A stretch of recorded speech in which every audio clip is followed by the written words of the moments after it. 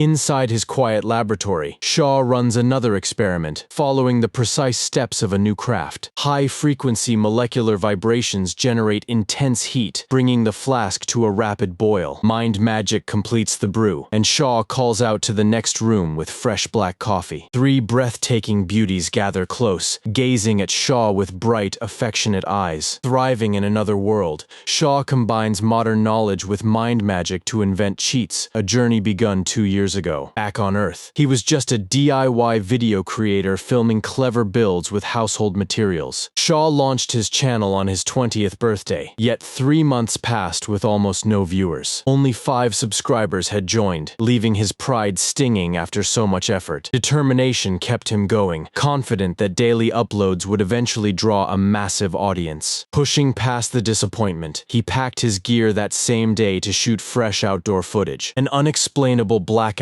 left him stranded in an alien forest, where he quickly dumped out his backpack. Among the clutter lay a towel, a lighter, chocolate, a container, and a multi-tool for survival. Pulling out his phone revealed dead reception and a drained battery he had forgotten to charge. Reality crashed in as Shaw surveyed the ominous landscape without a clue where he had landed. Gathering his composure, Shaw marched onward, yet the bizarre flora matched nothing in his hiking memories. Dread crept in over whether he had stumbled into an uncharted wilderness, the afterlife, or another realm. Heavy rain poured through the canopy, forcing Shaw to seek shelter as his isekai theory took root. Huddled inside a hollow tree trunk, Shaw scanned the woods for signs of fantasy beasts or magic. Night arrived by the campfire, where Shaw lamented the thought of dying without ever finding romance. Leaning heavily on a makeshift walking stick the next day, Shaw halted before a patch of white blossoms. Each massive bloom resembled a bananesis,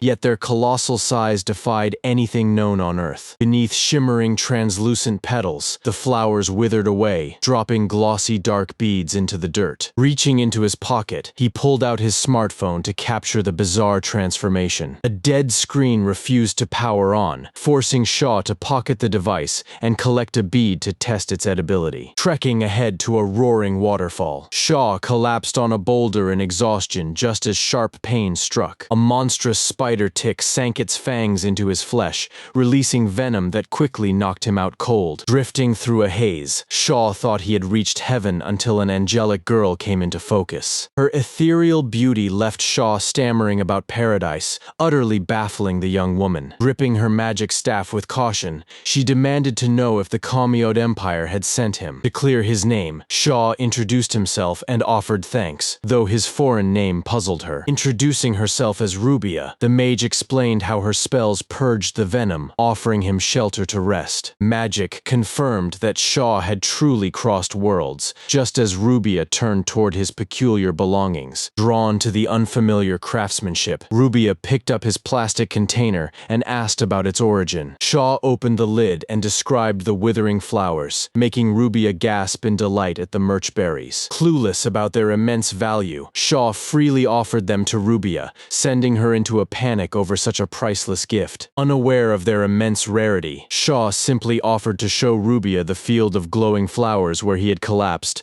leaving her flushed and speechless. Rubia gave a bashful, hesitant nod, leaving Shaw completely baffled by her awkward reaction to a simple walk. Settling into Rubia's cottage, Shaw quickly realized this medieval world lacked electricity, plumbing, and gas, forcing him to haul every drop of water by hand. No cheat menus floated before his eyes, and a giant spider had nearly killed him, breaking every fantasy isekai trope he knew. As dinner approached, Rubia ignited the hearth with a flick of pure magic, instantly captivating Shaw with the raw display. Swallowing his pride, Shaw bowed low before Rubia and pleaded with her to teach him the secrets of spellcraft. Before she would teach him a single spell, Rubia demanded that he formally become her apprentice as a master of true learning. In this world, a master of true learning combined the roles of scientist and engineer, marked by the silver pendant Rubia wore on her chest. To Rubia, true mastery meant uncovering the fundamental laws of nature, treating spellcraft not as a trick, but as the ultimate pursuit of truth. Clearing his throat, Shaw caught her attention, eager to master a tool that felt both profoundly practical and full of endless potential. Refusing to remain a freeloader, Shaw asked how to earn his keep, prompting Rubia to suggest training as a master of true learning. Without a second thought, Shaw dropped to his knees, pressing his forehead to the floor as he begged Rubia to take him as her apprentice. Hesitant to accept just anyone, Rubia warned that only those with the proper mindset could become a master of true learning, testing his resolve. When Rubia questioned his devotion to the divine, Shaw met her gaze squarely and stated that he did not believe in any gods. Having never seen a deity with his own eyes, Shaw rejected blind faith, prompting Rubia to ask how he explained divine miracles. Unshaken, he argued that every so-called miracle was simply a natural phenomenon governed by cause, effect, and physical laws. Discover the underlying principles, Shaw declared, and any miracle could be reproduced, leaving Rubia speechless at his perfect scientific reasoning. Though deeply intrigued by his mindset, Rubia warned him that philosophical answers were only the beginning. The practical trial lay ahead. Stepping outside into the yard, Rubia pointed her staff at an unlit hearth and instructed Shaw to ignite the wood using his own magical intent. Rubia watched him in silence, bracing for the inevitable failure that usually met every first attempt. Shaw focused on basic physics, deducing that ignition required extreme thermal energy rather than mysterious incantations. Recalling how diesel engines ignite fuel, he envisioned compressing the surrounding air to generate intense friction and heat. The instant he visualized the compression,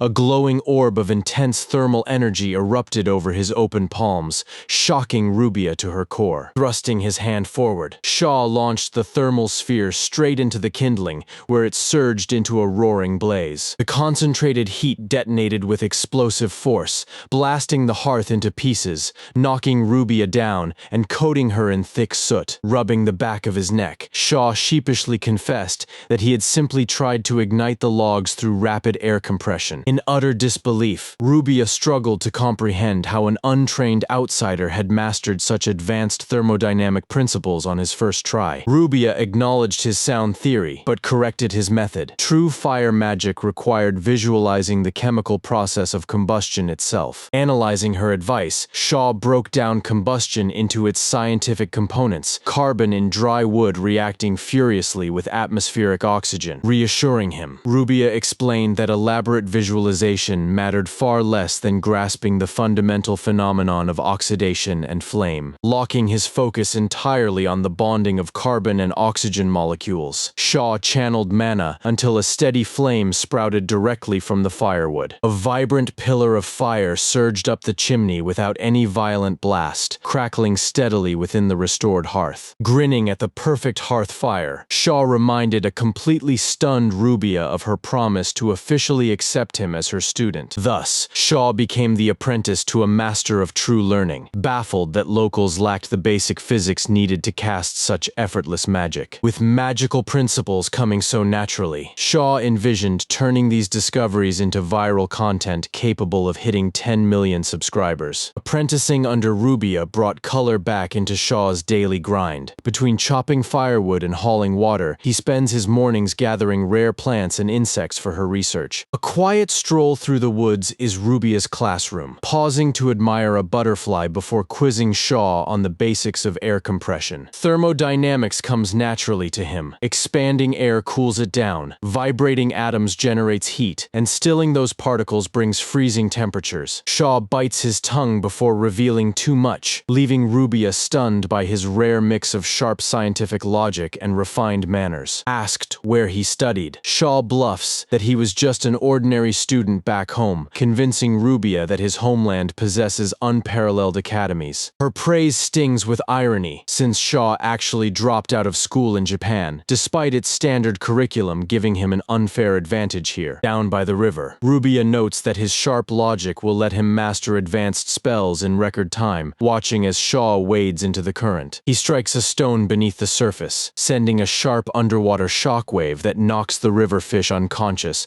and floats them to the top. Shockwave fishing saves him the hassle of a net, letting Shaw swiftly gut and slice the fresh catch right on a flat boulder. Targeting the fillets with moisture-drawing magic, breaks down proteins into savory amino acids, followed immediately by fermentation spells. Within seconds, perfectly cured fish is ready to eat, and Shaw strings the fillets onto a stick, amazed by magic's everyday utility. Days blur into training as Shaw Shaw weaves thermal magic into daily chores, lighting campfires, heating water, and chilling provisions on command. Accelerating plant growth boosts their garden yield, and weight reduction spells let him hoist massive logs without breaking a sweat. Fundamental physics-based spells require no long chance, proving that basic elemental manipulation is the ultimate tool for daily life. His mana only manages small pot fires rather than infernos, yet Shaw realizes over the cooking stew that concentrated heat manipulation could turn lethal in combat. Applying microwave-style heat directly to an enemy would flash boil their blood and destroy them instantly, a grim realization that sends chills down his spine. Rubia marvels at the fragrant meal, asking how he gathered wild honey without a single bee sting, unaware Shaw placated the hive with pacifying magic. Taking only a modest share ensures the bees recover, though Shaw already plans to build them a proper wooden hive to make up for the theft. Delighted by the sweetbread, Rubia praises his cooking, though Shaw considers himself just an amateur who enjoys the process of crafting food. Shaw simply loves building and experimenting with his hands, never minding failure as he quietly cleans his plate. Stepping outside after lunch, Shaw inspects the dense thickets of Ticaretto surrounding the cabin, noting how versatile this bamboo-like plant is for crafting. A sharp splinter slices Shaw's palm, making him regret not wearing gloves and sparking a memory of his recent conversation with Rubia. He had asked Rubia if recovery magic existed and whether it could cure any sickness or wound. True healing spells are far from miraculous, merely accelerating the body's natural recovery rather than curing advanced illnesses or terminal conditions. Eager to study it anyway, Shaw was strictly warned by Rubia not to touch biological restoration spells beyond his current understanding. Donning leather gloves, Shaw hollows out a Ticaretto stalk, inserts a narrower bamboo tube inside, and firmly anchors the barrel into the dirt. A sphere of compressed air flows from his palms into the shaft before he jams a thick bamboo stopper into the muzzle and cuts the mana feed. Expanding air launches the cork high into the sky with a sharp pop, drawing a delighted laugh from Shaw as his pneumatic cannon succeeds. Such a neat science demonstration would have gone viral among school kids back in modern Japan. Musing on how to charge his dead phone without electricity, Shaw is snapped out of his thoughts by voices echoing down the trail. An ornate horse-drawn carriage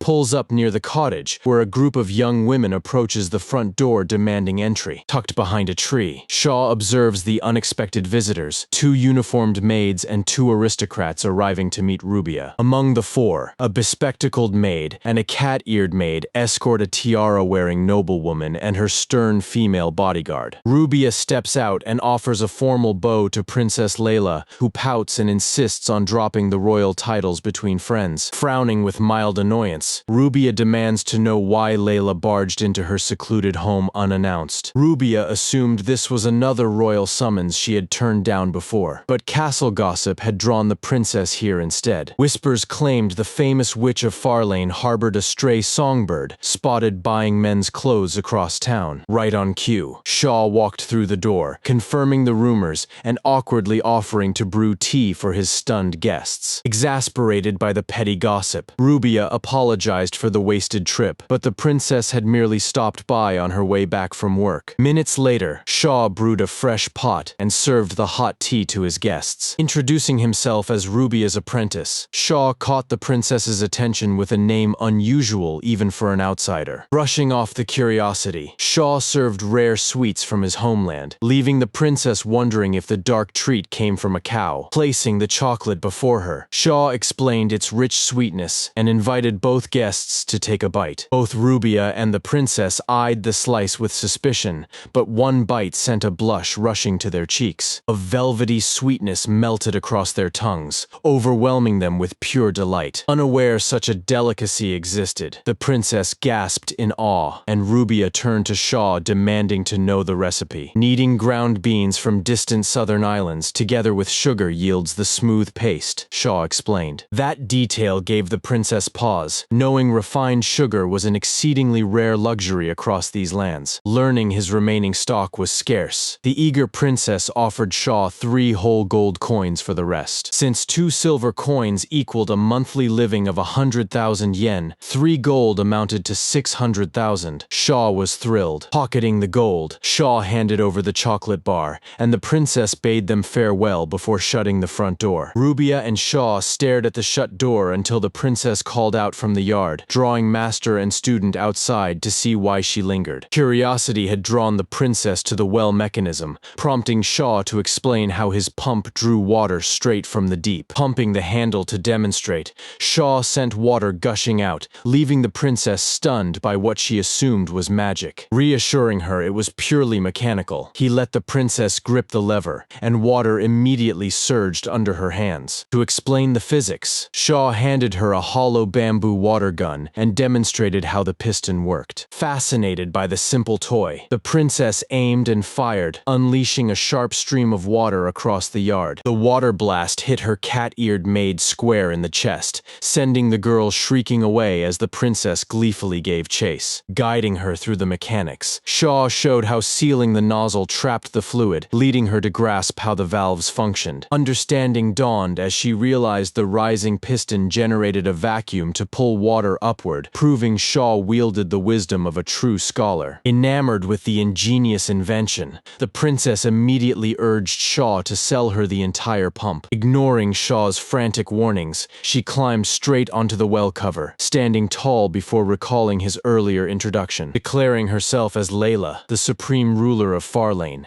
she left Shaw reeling from the sheer weight of her authority. With regal pride in her voice, Layla formally invited Shaw to come serve at her royal castle. Inside the departing carriage, Shaw clutched his pack and reflected on how he had warned Layla that he was merely Rubia's student. His practical knowledge was all that mattered. A man commanding such principles was far beyond a mere apprentice. Layla had promised full room, board, and 3 gold coins a month, a staggering 600,000 yen salary that left Shaw stunned. Facing an uncertain future in this new world, Shaw found the offer tempting, knowing financial security changed everything. Shaw was ready to accept Layla's offer on the spot, but an angry shout from Rubia reminded him that an invitation was not an order. Such terms were simply too generous to decline, and Layla vowed to grant whatever it took to secure Shaw, leaving Rubia speechless. Princess Layla threatens to march an army on Rubia if she refuses, demanding Shaw take her place instead, leaving the sorceress glaring in cold silence. The castle sits close enough to Rubia's workshop for Shaw to keep up his daily lessons, yet his master refuses to let him split his time. Leaving an unpredictable student like Shaw out of her sight is out of the question, forcing Rubia to make a swift decision. If Shaw insists on entering the royal court, Rubia will accompany him, finally accepting Princess Layla's demands on her own terms. Down the road, the carriage strikes a massive rock, hurling everyone across the cabin as Shaw cracks his head against the glass window. Pain fades fast as Princess Layla crashes against his chest, blushing furiously until Shaw asks if she took any damage from the impact. Scrambling back in total fluster, Princess Layla insists she is unharmed, retreating beside her bespectacled maid Ruminis and the cat-eared Nim. At just 15, Princess Layla carries the whole realm alone following her parents' deaths in the epidemic, blaming the rough carriage for her slip. Royal law requires an heir to reach 18 before coronation, but Layla proves so brilliant that seasoned ministers dare not dispute her decisions. Looking at petite yet fiercely capable Princess Layla, Shaw catches an indignant glare right before another violent bump slams him into the frame. Princess Layla defends the agonizing ride as standard royal comfort, but Shaw quickly realizes the cabin lacks any flex because the frame is rigidly bolted. Curious about his critique, Layla asks what rigidity means, learning from Shaw that bolting the wheel axle straight to the hull transfers every jolt. A set of leaf springs would eliminate the rough vibrations, prompting Shaw to sketch an archer's bow to see if local crafters make that form. Once the crafters confirm the bow curve exists, Shaw mirrors it into an elliptical diamond to demonstrate how paired plates compress and rebound. Placed between the cabin frame and the axle below, these leaf springs absorb harsh terrain shocks and keep the carriage steady. Shock locks the girls in total silence, leaving Shaw to wonder awkwardly if his mechanical explanation was somehow too complex for them to grasp. Springing to her feet, despite the rolling carriage, Princess Layla demands that her attendants summon Russell immediately. Terrified by her reckless movement, the maids urge Layla to sit, explaining Russell is at the castle forge as Shaw asks about the craftsman's identity. Ruminus explains that Russell leads the royal artisans at the palace forge, just as Princess Layla turns back to address Shaw. With eyes shining with excitement, Princess Layla orders Shaw to present his leaf springs design to the workshop the second they arrive. Passing through the castle gates, they enter a sprawling workshop where dwarven and elven craftsmen labor around glowing forge fires. Gray-haired master artisan Russell answers Princess Layla's summons, visibly stunned to find the ruler standing in his soot-covered foundry. Before Russell can finish his formal bow, Princess Layla cuts him off in high spirits, eager to unveil the invention they brought. Inside the forge, Shaw sets the lidded bamboo pump into a bucket of water, firing it up to spray a steady jet before the stunned artisans. Marveling at the mechanism, Russell declares the pump will sell across the empire in massive numbers, confirming Princess Layla's brightest hopes. Shaw clarifies that this bamboo prototype degrades rapidly under heavy use, urging them to cast the final design from solid iron. Russell instantly grasps the metallurgical advantage, noting an iron casing will easily run for over a decade without breakdown. Steep production costs do not faze Princess Layla, who dismisses the price tag without a second thought to secure superior tech. Directing Russell to forge an iron prototype without delay, Princess Layla prepares to introduce Shaw's second engineering breakthrough. Princess Layla outlines Shaw's leaf springs for carriage construction, and Russell grins at the fortune luxury wagons will fetch. Aristocrats across the realm will shower the crown with gold for a smooth ride, thrilling Layla with the prospect of enormous treasury revenue. Stepping forward, Shaw explains that the diamond leaf springs rely on stacking multiple plates of graduated lengths into a single pack. Curious, Russell asks why stacked plates of varying length outperform a single solid bar, proving his sharp craft instincts to Shaw. Shaw illustrates mechanical resonance with the image of bouncing on a tree bough, a boyhood memory Russell instantly recognizes. Excessive bouncing snaps a lone branch, but tiered plates distribute the physical stress across the curve and prevent structural failure. Steel leaf springs would offer the best durability, but forging spring steel proves too difficult, prompting Shaw to propose high-grade copper instead. Modular leaf springs can be replaced regularly to create a booming parts market and double their profits, leaving Layla completely stunned. Layla whispers her praise, realizing he has a sharper business mind than anyone expected, and her approval earns a proud grin from Shaw. Turning back to the carriage blueprint, Shaw urges the artisans to angle the front wheels for tighter steering, making the ride far smoother. The workshop craftsmen instantly grasp his concept, excited by how easily the carriage will now handle sharp turns on rough roads. Better handling means unmatched ride comfort, and seeing the artisans' eager passion, Shaw happily dives deeper into the technical details. Guided across the grounds, Shaw gazes at the sturdy lodge with sheer delight. At last, he has his own private workshop. Princess Layla promises him full access to the castle's materials and craftsmen to build whatever he desires,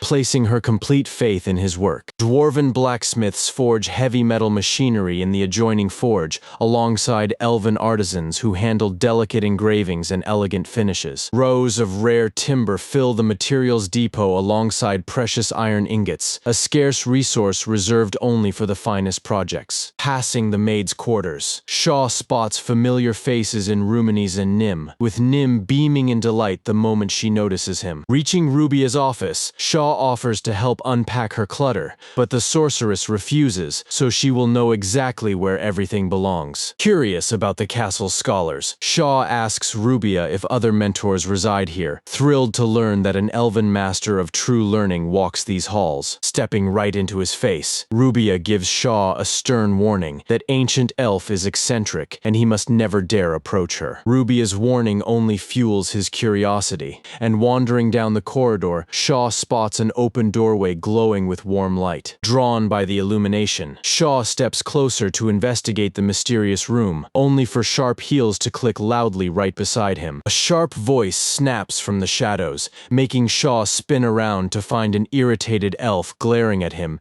as if he were an imperial infiltrator. Suspicion burns in her sharp gaze, yet Shaw finds himself caught off guard by just how remarkably tall she stands over him. Looking Looking up at the towering elf, Shaw recalls that her kin never stopped growing throughout centuries of life, easily surpassing 2 meters. This imposing figure is unmistakably the master of true learning Rubia mentioned, though the elf glares at Shaw like an enemy spy. Hands raised in defense, Shaw frantically clarifies that he is no spy, announcing himself as Master Rubia's personal apprentice. Her hostility instantly evaporates into curiosity as she tilts Shaw's chin upward, inspecting the strange boy Rubia chose to train. Demanding an explanation, she scolds Rubia's lack of manners for failing to greet a fellow master the moment she arrived at the castle. Quickly defending his master, Shaw explains her chaotic move, but the elf demands to know why he never bothered to pay his own respects. Citing his packed schedule, Shaw promises to return for a formal introduction later, though she remains unimpressed by his excuses. Grabbing his collar, she shoves Shaw into her study, deciding the naive apprentice will answer for his master's lack of respect. Introducing herself as Stella, she declares that if he truly studies under Rubia, he already knows how prestigious her position is. Formally giving his name as Rubia's apprentice, Shaw reaches into his coat pocket to retrieve a modest greeting gift. Opening his palm, Shaw presents 2 crimson fruits, offering them as a token of goodwill to the formidable scholar. Stella freezes in disbelief, recognizing the rare, crimson-hued merch berries resting casually in his hand. Trying to stay composed, Stella accepts the rare ingredients and gestures Shaw toward a seat, preparing to brew a fresh cup of pico. Handing Shaw the freshly brewed mug,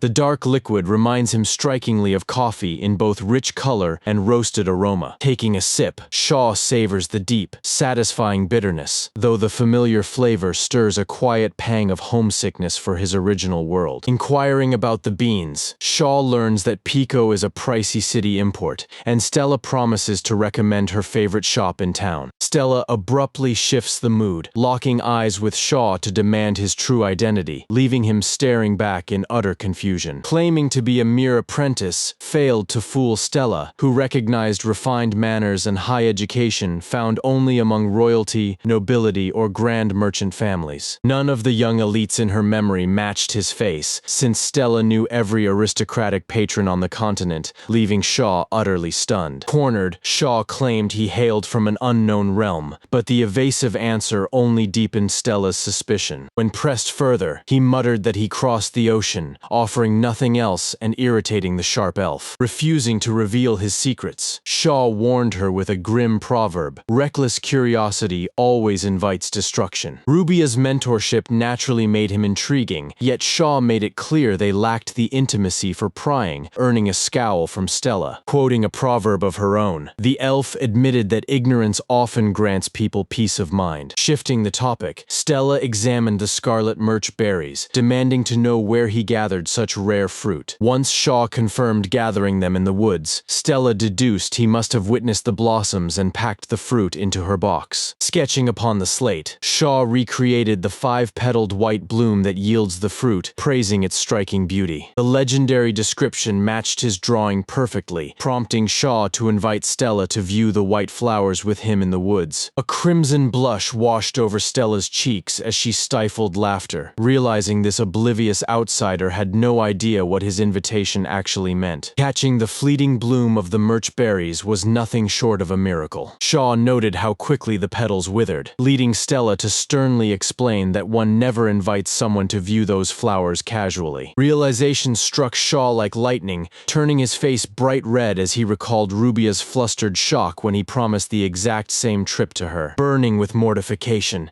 he finally understood Rubia's bizarre reaction, and Stella instantly deduced he had already made that exact confession to Rubia. Stammering out excuses about his cultural ignorance, Shaw watched as Stella rose from her chair and let her cape slide to the floor. Gliding forward, Stella deduced Shaw shared no romance with Rubia and tipped his chin with her slender fingers. In a sultry murmur, the elf suggested testing their own compatibility, locking her captivating gaze onto the frozen Shaw. snapping back to his senses. Shaw questioned her choice, only for Stella to purr that she had grown thoroughly bored of every noble in the castle. Before Shaw could push back, Stella shoved him onto the sofa to test his anti-magic resistance, just as the chamber door blasted wide open. Rubia loomed in the entrance with a furious scowl, marching forward in silence to rip the tangled pair off the sofa. Seizing Shaw by the collar, an enraged Rubia demanded why he came to Stella's office, despite her explicit orders to stay away. Unfazed, Stella pulled Shaw into her embrace from behind, teasing him with sultry whispers that made him blush harder. Leaning close to his round human ear, Stella declared her intent to win his heart, provoking a sharp shout from Rubia. Frowning deeply, Rubia ordered her to release Shaw, but the stimulated elf flatly refused to back down. Stella smugly announced that Shaw had invited her to view the white flowers together, sending Rubia into a screeching panic. Flustered, Shaw scrambled to defend himself, reminding Rubia that she never explained what the flower tradition actually meant. Drawing close with sparkling eyes,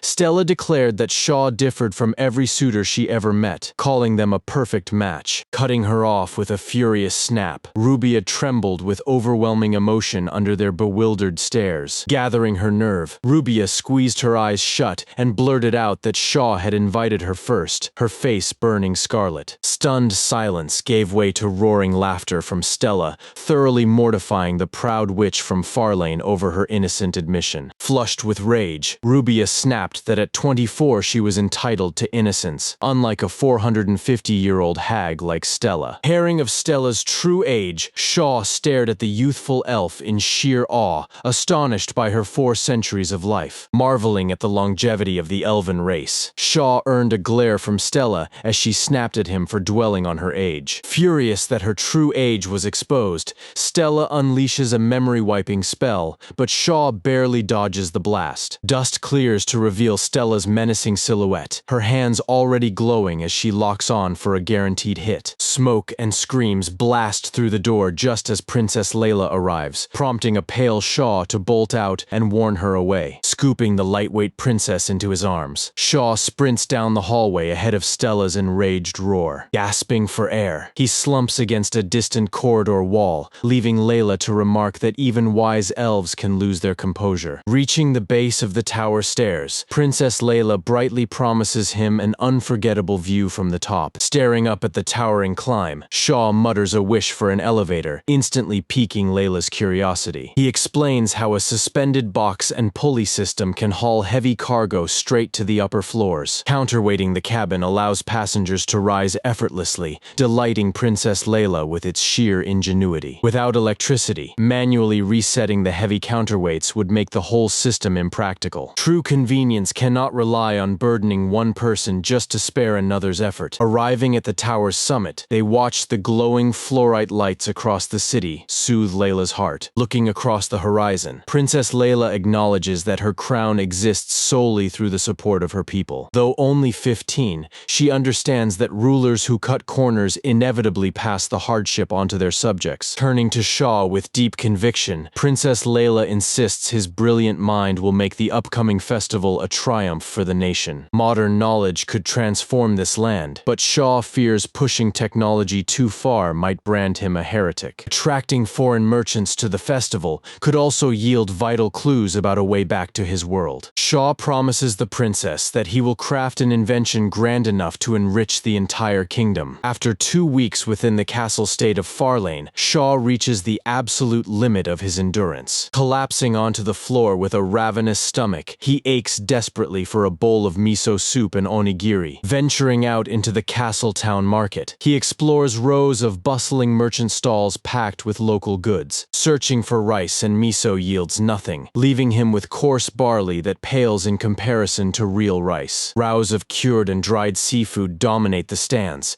preserving distant catches across slow trade routes. Recreating authentic soy sauce requires natural glutamates, setting him on a quest for key ingredients. At a seafood stall, Shaw asks for dried kelp, taking the vendor completely by surprise. Digging through his stock, the merchant pulls out a dusty bundle of seaweed with clear hesitation. Coated in white crystals, the vendor prepares to discard it, oblivious that the residue is concentrated umami. Buying up the dried fish, Shaw gladly gladly takes the discarded kelp as a free bonus. Hauling a hefty sack of grains and fresh vegetables back to his quarters, he sorts through his prized ingredients. Brewing a simple kelp broth from his old world serves as the starting point for his culinary project. Chopping the kelp into fine ribbons, he steeps the dried pieces directly in boiling water. A pinch of salt completes the instant broth, and Shaw eagerly takes his first sip. Rich, savory umami floods his senses, delivering the exact comfort of the broth from home. That nostalgic flavor instantly reminds Shaw of his mother,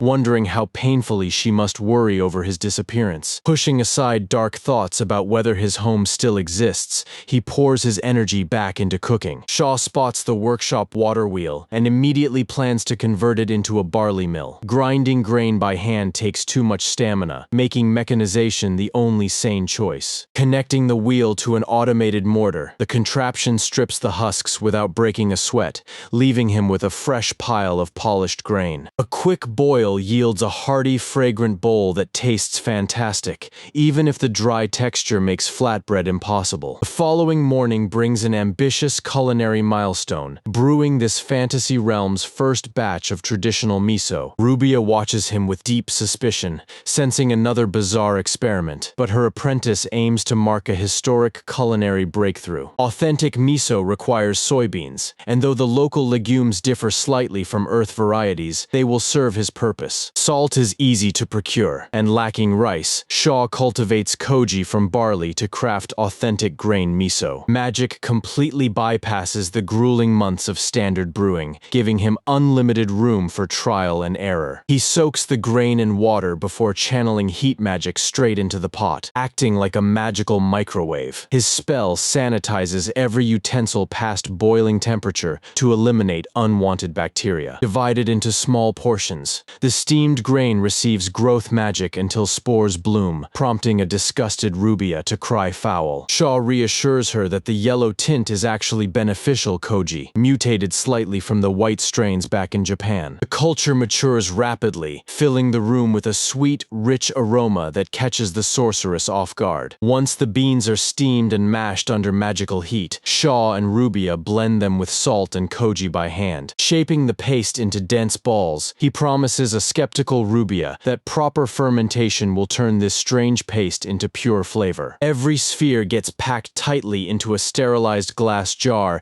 and sealed against outside air. Channeling bursts of magic, Shaw accelerates the aging process as Rubia sips tea throughout the hour-long vigil. Within 60 minutes, a full year's work is done, and opening the jar releases the intoxicating scent of aged miso. His Isekai'D batch is an undeniable success, though Rubia remains wary of an ingredient completely foreign to her world. Across the castle courtyard, the cat-eared maid Nim pauses her broom, sniffing the air as delicious aromas drift out from Shaw's workshop. He presents a steaming bowl of pork miso soup, explaining that the savory kelp and dried fish broth hails from his distant homeland. Loaded with potatoes, onions, and carrots, the feast is completed with freshly cooked grain and a platter of grilled meat. Setting the table alongside pairs of carved chopsticks, Shaw recreates a genuine taste of Japan right before their eyes. Nostalgia hits him hard as he tastes the broth, urging a hesitant Rubia to dig in and try a spoonful. A frantic knock rattles the front door as Nim calls out,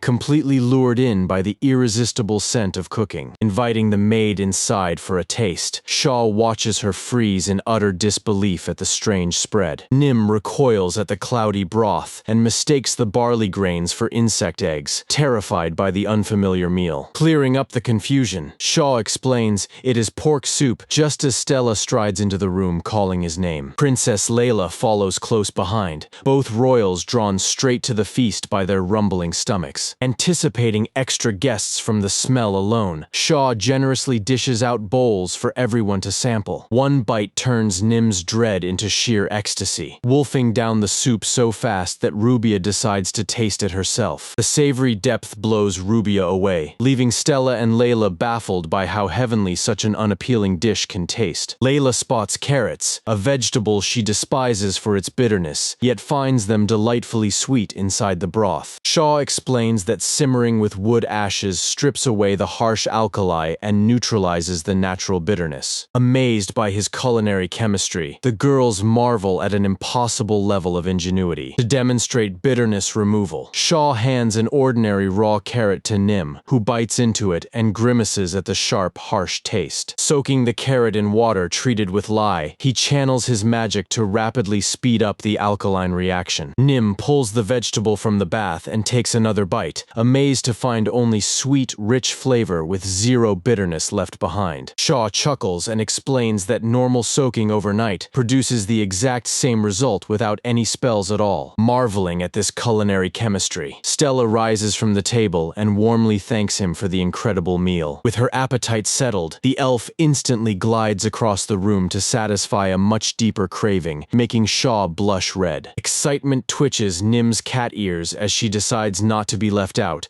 pouncing straight onto Shaw alongside Stella, pinned down on the bed beneath Stella and Nim. Shaw listens in shock as the elf purrs that she has wanted this trio for ages. Before things go any further, Rubia looms over them with a dark scowl and staff in hand, prompting Shaw to scramble free only to be grabbed. Princess Layla wraps him in a tight hug, playfully demanding a sweet post-dinner treat that leaves Shaw flustered and speechless. Confused at first, Shaw realizes her description of a dark, decadent treat means chocolate, but his stash is completely gone. Lost in the memory of that heavenly dessert, Princess Layla perks up when Shaw asks if she can secure some sugar. The mere question insults her pride, so Princess Layla shoves him away and starts sobbing theatrically rather than hoard luxury goods. Stella and Nim instantly scold Shaw for upsetting royalty, though Rubia stays quiet during the princess's tearful performance. Wiping her eyes in an instant, Princess Layla glares down at Shaw and demands he invent a brand new recipe. With a smug grin, she locks Shaw into his promise, knowing a pledge made to royalty cannot be broken. Night falls and the cottage empties, leaving Shaw racking his brain until he considers brewing sweet grain syrup as an alternative. Germinating barley produces enzymes that break starch down into rich malt sugar, the traditional base for classic syrups. Even if simple syrup satisfies her today, Shaw knows Princess Layla will soon demand real chocolate once more. Cocoa beans do not exist in this fantasy realm, forcing him to brainstorm unconventional substitutes. A bizarre memory sparks in Shaw's mind. Certain South American cultures roast giant spiders that allegedly taste just like rich cocoa. He recalls the waterfall arachnid that nearly stung him to death, making him hesitate before hunting such lethal ingredients. Shaw steps into his master's office to find Rubia studying scrolls, asking her to confirm if that dangerous species nests near the falls. Rubia explains that the creatures ambush prey near the water bank, eyeing him with deep suspicion about his motives. With an easy smile, he confesses his plan to eat the monster, prompting Rubia to stare at her student in sheer disbelief. Pale with horror, the sorceress covers her mouth before demanding to know if he even realizes what deadly beast he is targeting. Seeing his stubborn resolve, Rubia relents and warns him that lethal venom sacs are packed inside the monster's head and thorax. Armed with this advice, Shaw ventures deep into the dark woods to hunt the monster that once ambushed him. Dense underbrush slows his progress, but he tracks web markings with cheerful determination. No longer the weakling who struggled against slimes, Shaw now wields real magic until a loud rustle in the bushes interrupts his trek. A monstrosity bursts through the foliage, matching the waterfall arachnid, yet so massive it resembles an armored crab. Shaw glares at the looming creature, realizing the one that bit him earlier was just an infant compared to this titan. A quick blast of heat magic could easily incinerate the beast, yet burned crab flesh gives off a foul stench, and Shaw refuses to ruin his cooking prize. Freezing the colossal arachnid solid becomes the far cleaner tactic. Frost magic locks the giant spider solid before it can strike. Shaw chuckles, scoops the paralyzed beast into his sack, and heads home. 3 massive arachnids fill his hunting bag. Back in his workshop, Shaw pulls them out and binds every twitching leg with sturdy rope. Channeling pure heat magic, he begins roasting the armored shells over an open flame. Under the heat, the chestnut carapace shifts to a vivid royal purple, signaling the strange meat is fully cooked and ready to eat. With careful precision, Shaw isolates the venom glands in a bowl, saving the paralyzing fluid for anesthetics. Cracking open a roasted leg, Shaw uncovers thick, succulent meat resembling king crab and inspects it closely. A single brave bite reveals incredible flavor,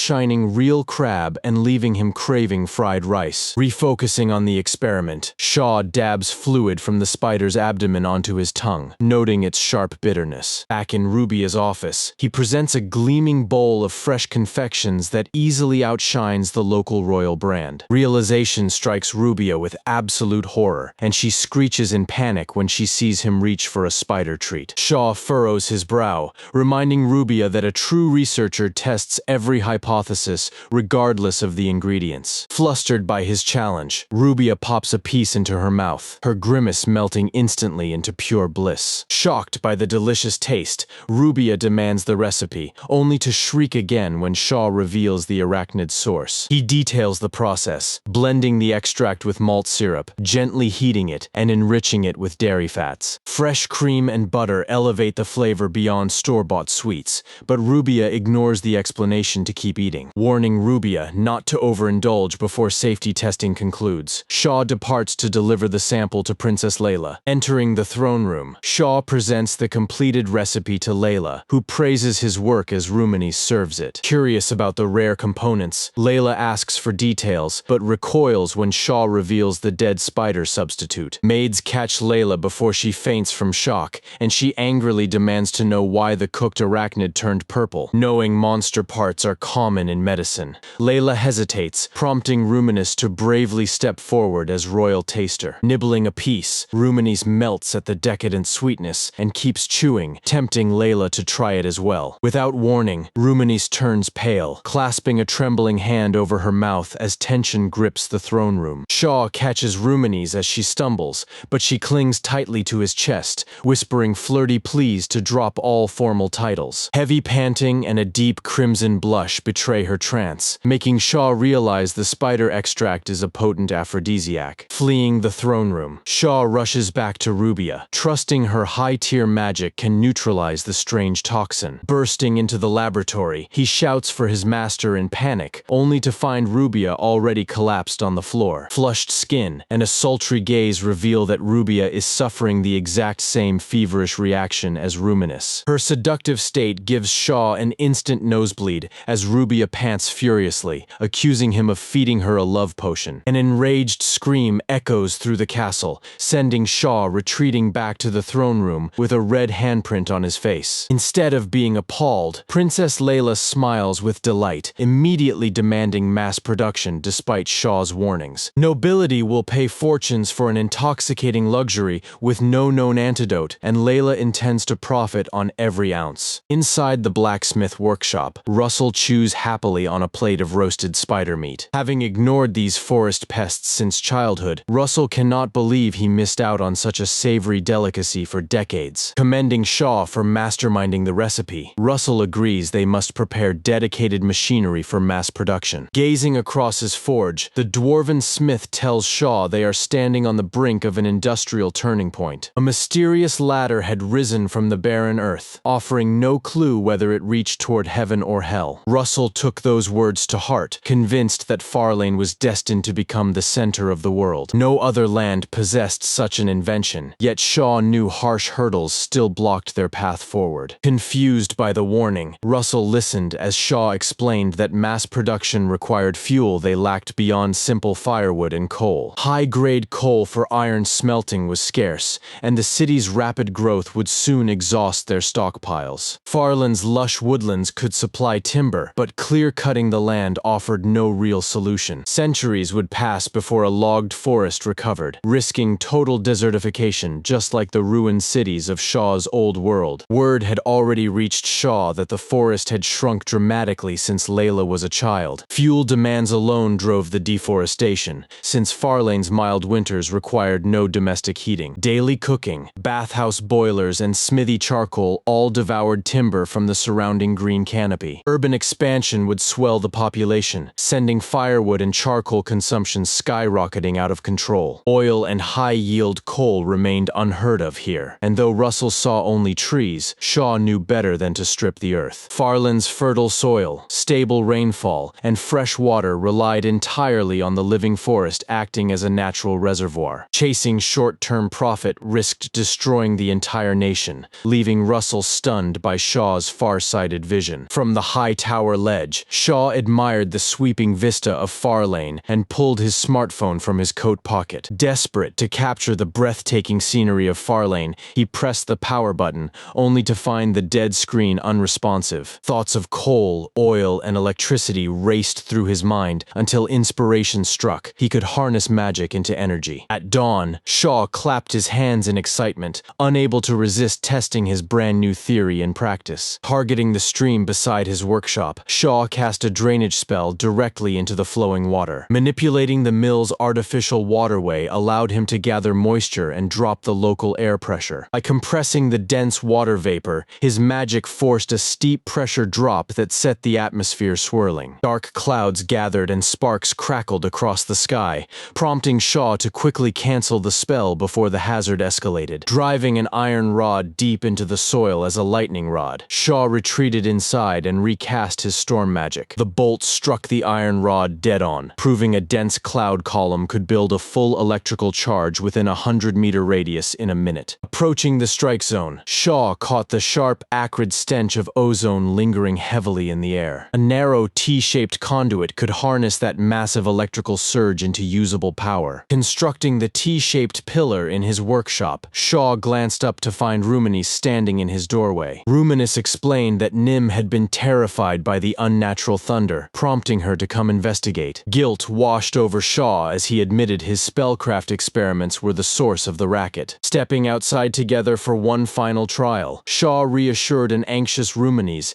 as he prepared to melt iron bars with a controlled strike. Eager to impress his pretty guest, Shaw dramatically invoked a thunderbolt to blast the target. Ruminis shrieked and clutched her ears in shock. Inspecting the glowing melted iron, Shaw confirmed he could now smelt metal on command. A furious shout echoed across the courtyard as Layla stormed over, strictly forbidding Shaw from blasting lightning anywhere near the castle grounds. Banned from running flashy tests indoors, Shaw finally understood why Rubia chose the secluded forest for her research. To continue his experiments safely, Shaw crafted a metal draw plate with graduated holes to draw out fine wire. Feeding the forged copper rod through a draw plate, Shaw drew the soft metal down hole by hole until it stretched into thin wire. Crafting wire this thin by hand surpassed his expectations, giving him the exact thickness he needed. Heat from a fire spell annealed the copper to keep it pliable, leaving only the insulation to resolve. Without vinyl in this world, he coated strips of paper in Nikawa glue and oil to wrap the strands. Old lore claimed oiled paper insulated better than synthetic wrap, though Shaw had never tested it. Layering thin leather over the iron core, he wound the insulated copper wire tight to build the coil. Turn counts heavily influenced magnetic strength, but a rough prototype was enough for the trial. Next morning, Nim cowered behind a courtyard pillar, trembling as she asked Shaw about the loud thunder. Layla had banned loud experiments inside the castle, so Shaw led the nervous maid into the forest. Reminding Nim that a royal maid must protect the princess as well as serve her, Shaw piqued her pride. What would you do if bandit mages unleashed lightning during an urgent message run? Freezing in terror meant failing her duty, a disgrace that visibly troubled the beast girl. Shaw invited her to watch the lightning trials firsthand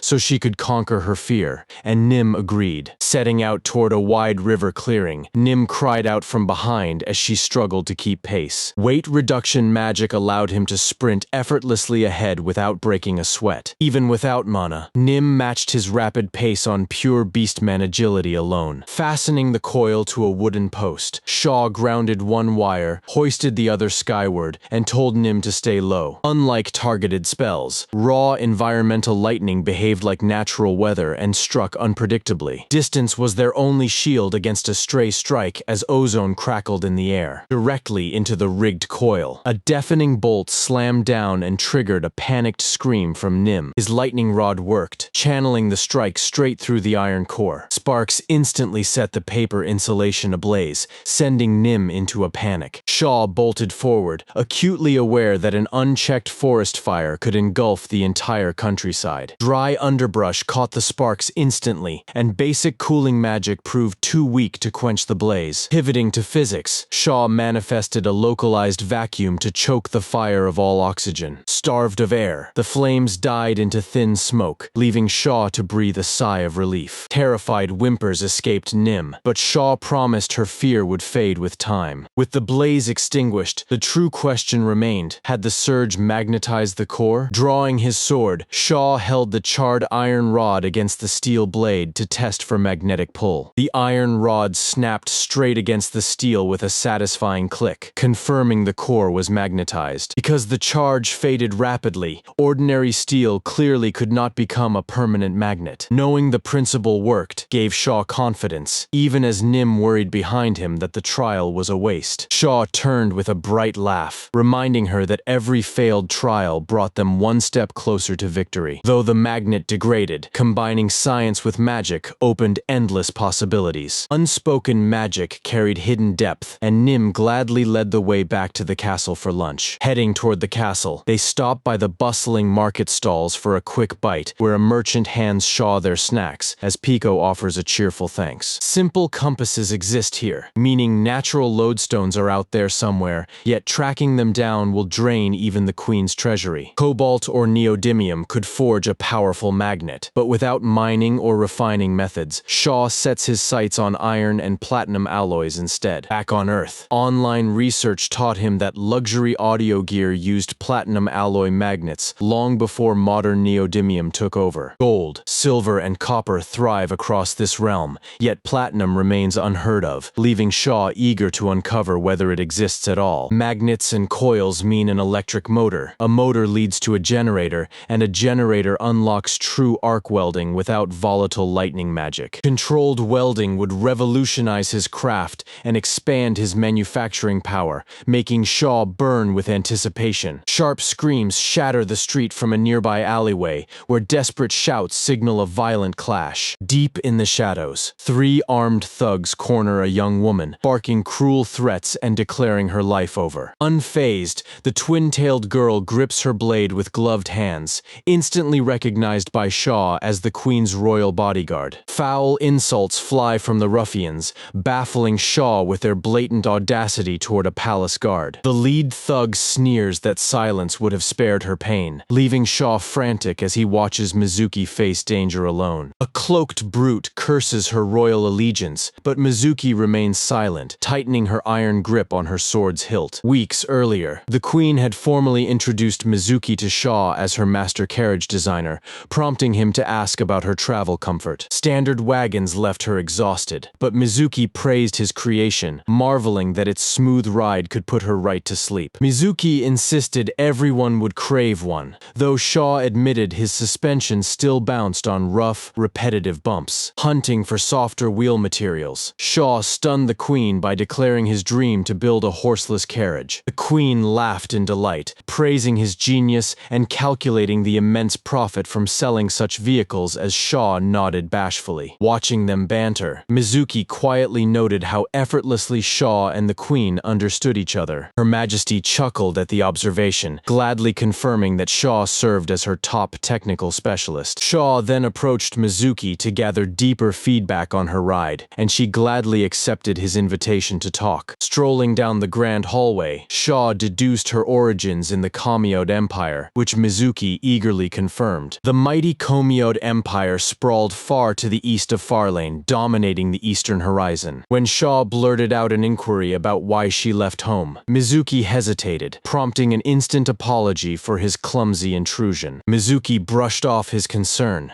revealing she had guarded the Queen during a past visit to Rubia, catching Shaw completely off guard. Flushing with awkward curiosity, Shaw timidly asked Mizuki if he could inspect the exotic, curved sword strapped to her waist. She warmly welcomed his interest, clarifying that it was merely a practical weapon rather than a legendary holy blade. Now, that same blade clashes against enemy steel in the back alley, leaving Shaw breathless at her lethal speed. Dominating the duel, she overwhelms the lead swordsman, driving him to the brink of collapse before Shaw's eyes. Even an elite warrior like Mizuki cannot hold off three assailants at once, and Shaw scrambles for a plan just as steel flashes in a blinding arc. Mizuki gasps in shock as a hidden strike grazes her guard, splashing fresh crimson onto the cobblestones. Unable to stand by, Shaw shouts a desperate warning to Mizuki about the rogue flanking her blind spot. A glowing sphere spins to life in Shaw's palm, exploding into a radiant flash that instantly instantly blinds all three ambushers, radiating mana with a furious glare. Shaw draws Mizuki's gaze just as the thugs recognize him as the court's famed inventor. Panicking at the intervention, the bearded ringleader orders an immediate retreat,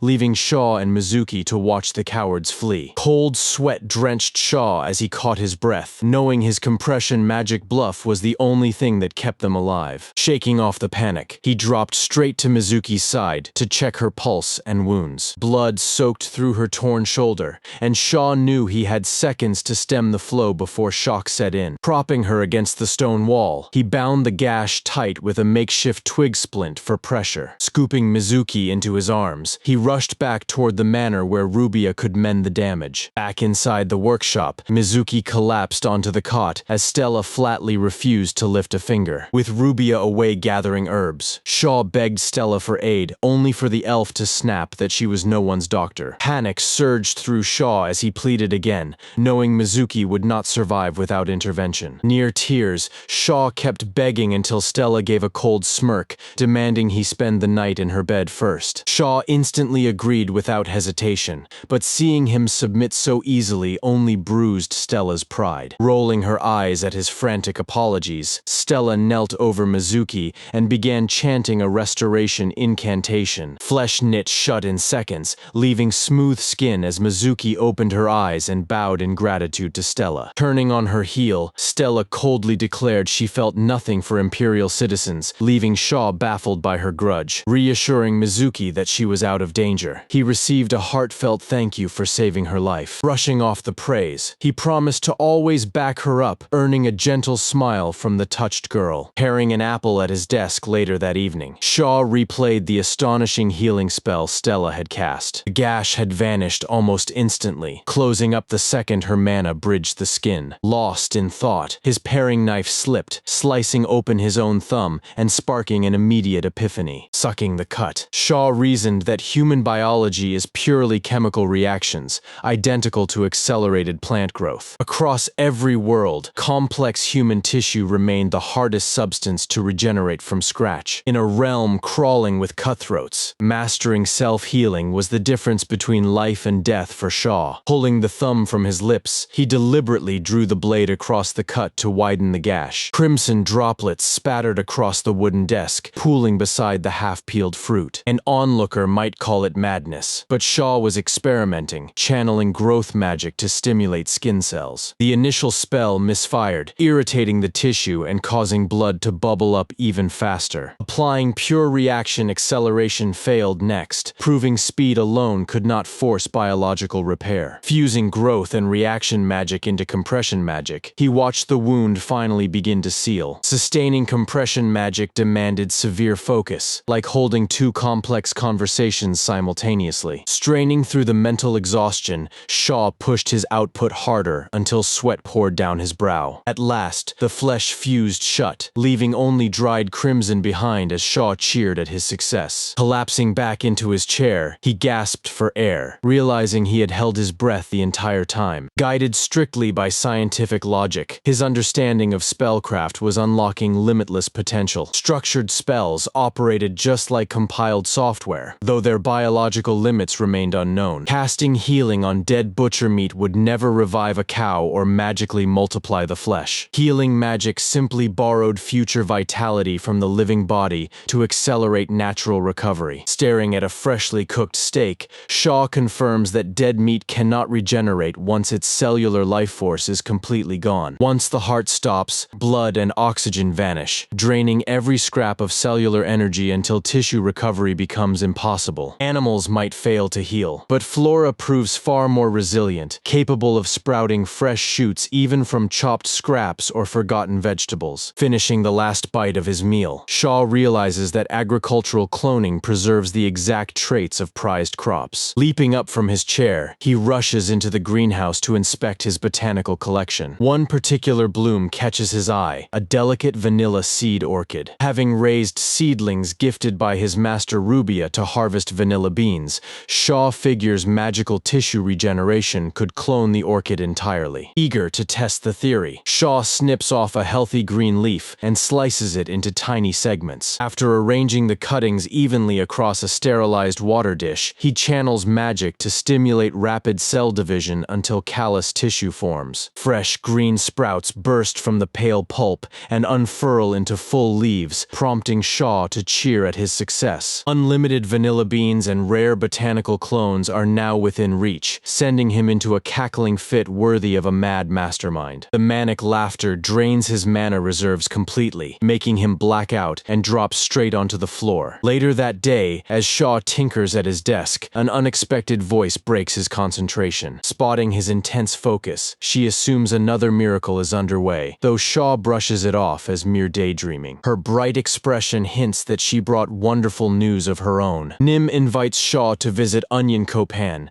leaving him completely baffled by the peculiar name. She describes it as an utterly delightful, fluffy haven brimming with mouth-watering aromas. Shaw strolls alongside Nim down a quiet, sparsely populated backstreet. Curious about her strange description, he asks what kind of place could be both fluffy and delicious. Nim beams proudly as she announces that her mother just opened a brand new dining spot. Arriving at the doorway, she welcomes him to the Beastfolk diner known as the Beast's Snack Bar. A chime rings out as they step inside, greeting a lively crowd of patrons enjoying drinks and warm chatter. Nim reassures Shaw that despite the all-Beastfolk clientele, everyone here is thrilled to have him visit. The owner, Nini, warmly greets Shaw, having heard countless tales praising him as a master of true learning. Introducing himself politely, Shaw clarifies that without official certification, he remains merely an apprentice to his master. Qualifying as an official master of true learning requires graduating from the Imperial University, a title Shaw cares little about pursuing. Murmurs ripple across the dining hall as patrons realize an actual master of true learning stands among them, leaving Shaw puzzled by the hype. Nini sets down their house specialty, a piping hot bowl of meatball soup. Tasting a spoonful of the rich broth, Shaw immediately praises its deep, savory flavor. She explains that slow-simmering whole fish with aromatic spices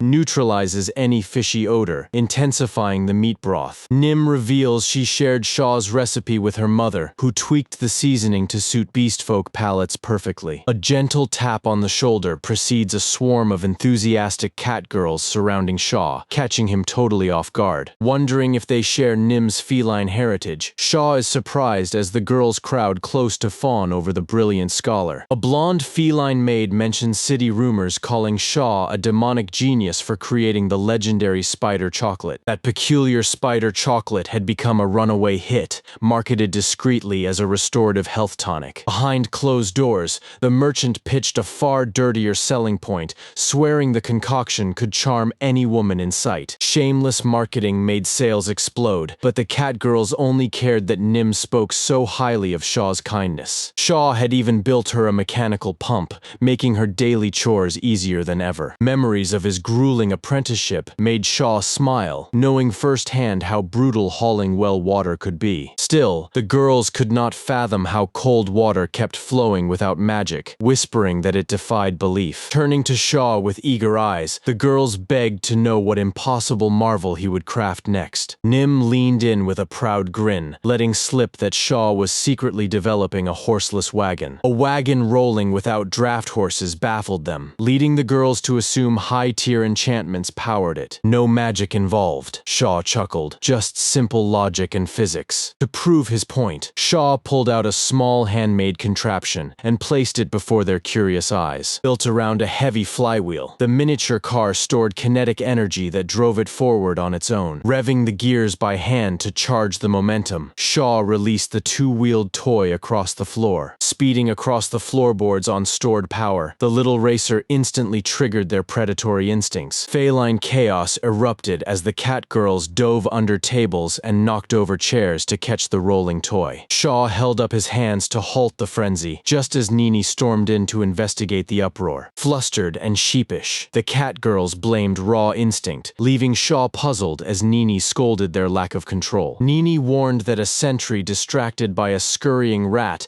leaves their guard wide open to an enemy strike. Pointing out a silver lining, Nini noted that Nim had kept her composure, merely flicking her tail. Rigorous discipline was her own doing, and Nini beamed with unmasked maternal pride. Later in the bustling market, Shaw browsed spice stalls until an exotic merchant caught his eye. Recognizing a discerning customer, the merchant offered to showcase his rarest unrefined ores. Presenting an unassuming black stone, the merchant warned Shaw that its plain surface masked real power. Held close to a steel blade, the rock snapped tight against the metal, exposing it as a rare natural lodestone. Shaw bought it without hesitation, stunning the merchant with how fast he closed the deal. Bowing in apology for his disbelief, the vendor happily prepared to ring up Shaw's next selection. Spotting a jar of dried slime labeled as a frontier delicacy, Shaw paid before Nim could protest. Back inside the workshop, Nim watched inquisitively as Shaw unpacked his bizarre haul across the counter. Eager to test a new recipe, Shaw offered to prepare a special treat, and Nim enthusiastically agreed. Gears clinked as Shaw assembled parts on the bench, glancing over to find Nim already asleep on the cot. Done at last, Shaw declared, admiring his newly finished hand-cranked mixer. Using the same principle as the toy car, cranking the handle charged a flywheel to keep the whisk spinning. Nim stirred awake in confusion, only for Shaw to explain he was whipping egg whites into sweet meringue. Watching the clear liquid turn into snowy foam in seconds left Nim completely mesmerized. Fresh milk cream sat ready on the counter, primed to be whipped into rich, decadent frosting. Panic returned to Nim's face as she questioned why Shaw bought dried slime when monster mucus was toxic. Slime organs carry the deadly venom, but the translucent flesh behaves just like tender jellyfish. Boiling the flesh in hot water before cooling sets it into a crystal-firm gelatin. Whipping the slime meringue with cream, sweet syrup, and aromatic vanilla beans yields a stretchy texture like natto. Chilled in crystal bowls, his exotic slime mousse appetizer is finally complete. Footsteps echo across the threshold as Stella and Rubia march in, demanding a sweet afternoon treat. Shaw slides the fresh bowls over with a dry chuckle, wondering if they mistake his workshop for a cafe. Curiosity gets the better of the trio as they plunge their spoons into the mysterious confection. The velvety, chilled texture melts on their tongues before Shaw clears his throat and hesitates to name the base. Dropping the truth that they just ate monster slime leaves the women frozen in sheer disbelief. Stella admits noble banquets serve slime as an unpalatable delicacy, yet this dish tastes divine. Rubia petrifies on the spot, spoon still clenched between her lips as her soul leaves her body. Teasing her companion, Stella points out Rubia's lifelong dread of bizarre culinary experiments. Every unfamiliar vegetable or foreign fish makes the cautious mage question her survival. Shaw simply wishes this world shared the fearless palate of Japanese gastronomy. Inhaling the rich aroma, Stella singles out the sweet vanilla bean scent, masking the monster musk. Recognizing the orchid from herbal incense, Stella gasps as Shaw proposes refining it into luxury perfume. Extracting the fragrant oils into pure alcohol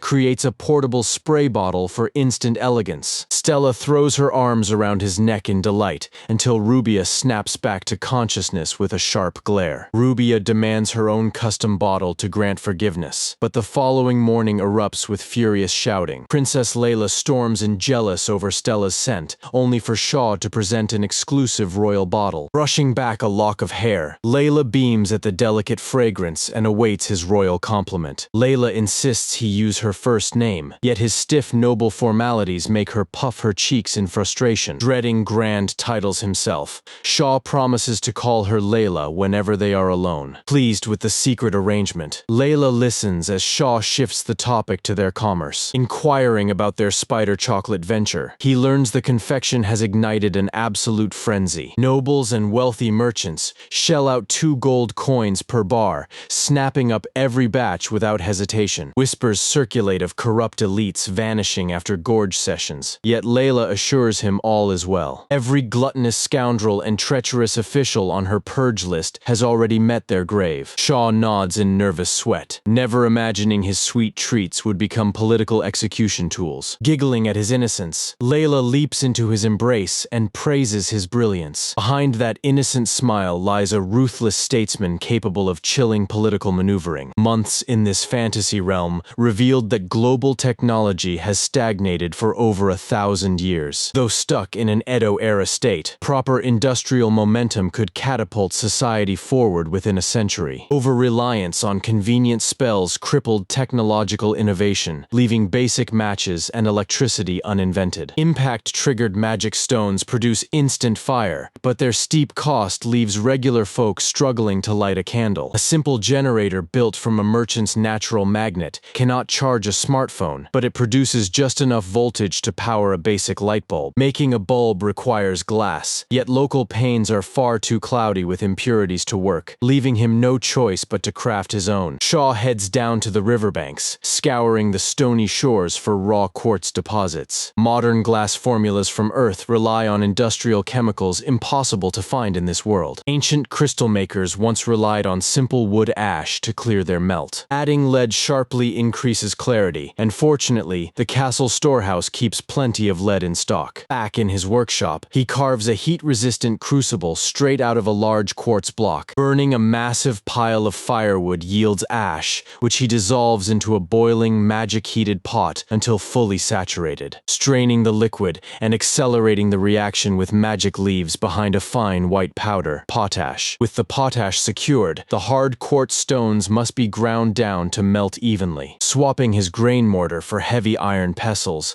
lets the water wheel pound the minerals automatically. Thermal shock speeds up the work, using bursts of magical heat and rapid cooling to shatter the quartz chunks. Applying elemental magic to industrial labor proves to be an incredible shortcut. Quartz powder, crushed shells, and raw lead go into the crucible before sliding into the furnace. The lead liquefies instantly, but a standard forge fire cannot reach the extreme heat needed to melt quartz. Shaw channels magic into the flames, accelerating molecular vibrations to superheat the crucible. Glowing bright orange, the molten mixture liquefies and pours cleanly onto a steel plate. Inverting his weight reduction spells into heavy pressure flattens and rolls the molten glass. Upon cooling, unreacted lead flakes cloud the surface, proving the metal failed to blend completely. Several failed batches reveal the trick. Only heat-treated, yellow oxidized lead binds smoothly into the batch. Firing up the forge once more, Shaw pours out the newly refined molten glass. Inspecting the cooled slab brings a wide grin to his face. Crystal clear glass at last. Minor ripples remain, but the pane is pristine enough for high-end windows and luxury tableware. Molten glass normally hardens too fast, but thermal magic keeps the batch perfectly malleable. A dedicated kiln would expand production, but making a bulb requires tackling glassblowing first. Fitting an iron tip onto a hollow bamboo pipe, he gathers molten glass and gently blows into the tube. Days slip by as fragile bulbs collapse, forcing Shaw to fine-tune his breath pressure and heat control. Work stretches long past sunset, leaving visiting Stella and Rubia baffled by the strange transparent crafts. Stella freezes at the flawless elf staring back from the silvered glass as Rubia inspects the crystal-clear sheets. Shaw steps forward to greet Rubia and Stella, explaining his upgraded glassmaking technique. Demonstrating the glass mirror leaves Stella breathless at seeing her reflection without distortion. Their visit arrives right on cue, as he needs their insight on his next project. Presenting a spool of thin metal, he starts to explain, but Rubia instantly recognizes the copper wire. Insulating the thin strand is the real challenge, as earlier paper wrapping proved far too bulky. Rubia suggests Nikawa glue, but bending a coated line causes the brittle adhesive to flake off. Stella suggested coating the wire with insect wax instead. Rubia agreed it would work, ordering Shaw to pack his gear for an immediate trek into the forest. Knowing his master was a true scholar who wasted no time, he scrambled to keep up with Rubia. Molten insect wax coated the copper wire perfectly, and with help from Rubia and Stella, Shaw wound a flawless coil. Without access to tungsten, he steamed shaved bamboo strips to craft a workable carbon filament. Bamboo had powered Edison's earliest incandescent bulbs back on Earth, making it ideal for his prototype. Stella assumed he was casting vacuum magic, eager to learn what his strange glass contraption actually did. Shaw revealed it was an electric lamp, explaining that moving a magnet through the copper coil generated light. Sliding a magnet into the coil made the bulb instantly ignite, leaving Rubia and Stella utterly stunned. Rubia marveled that pure physical theory, not mana, produced an effect identical to lightning magic. Linking the coils to a water wheel could produce endless light,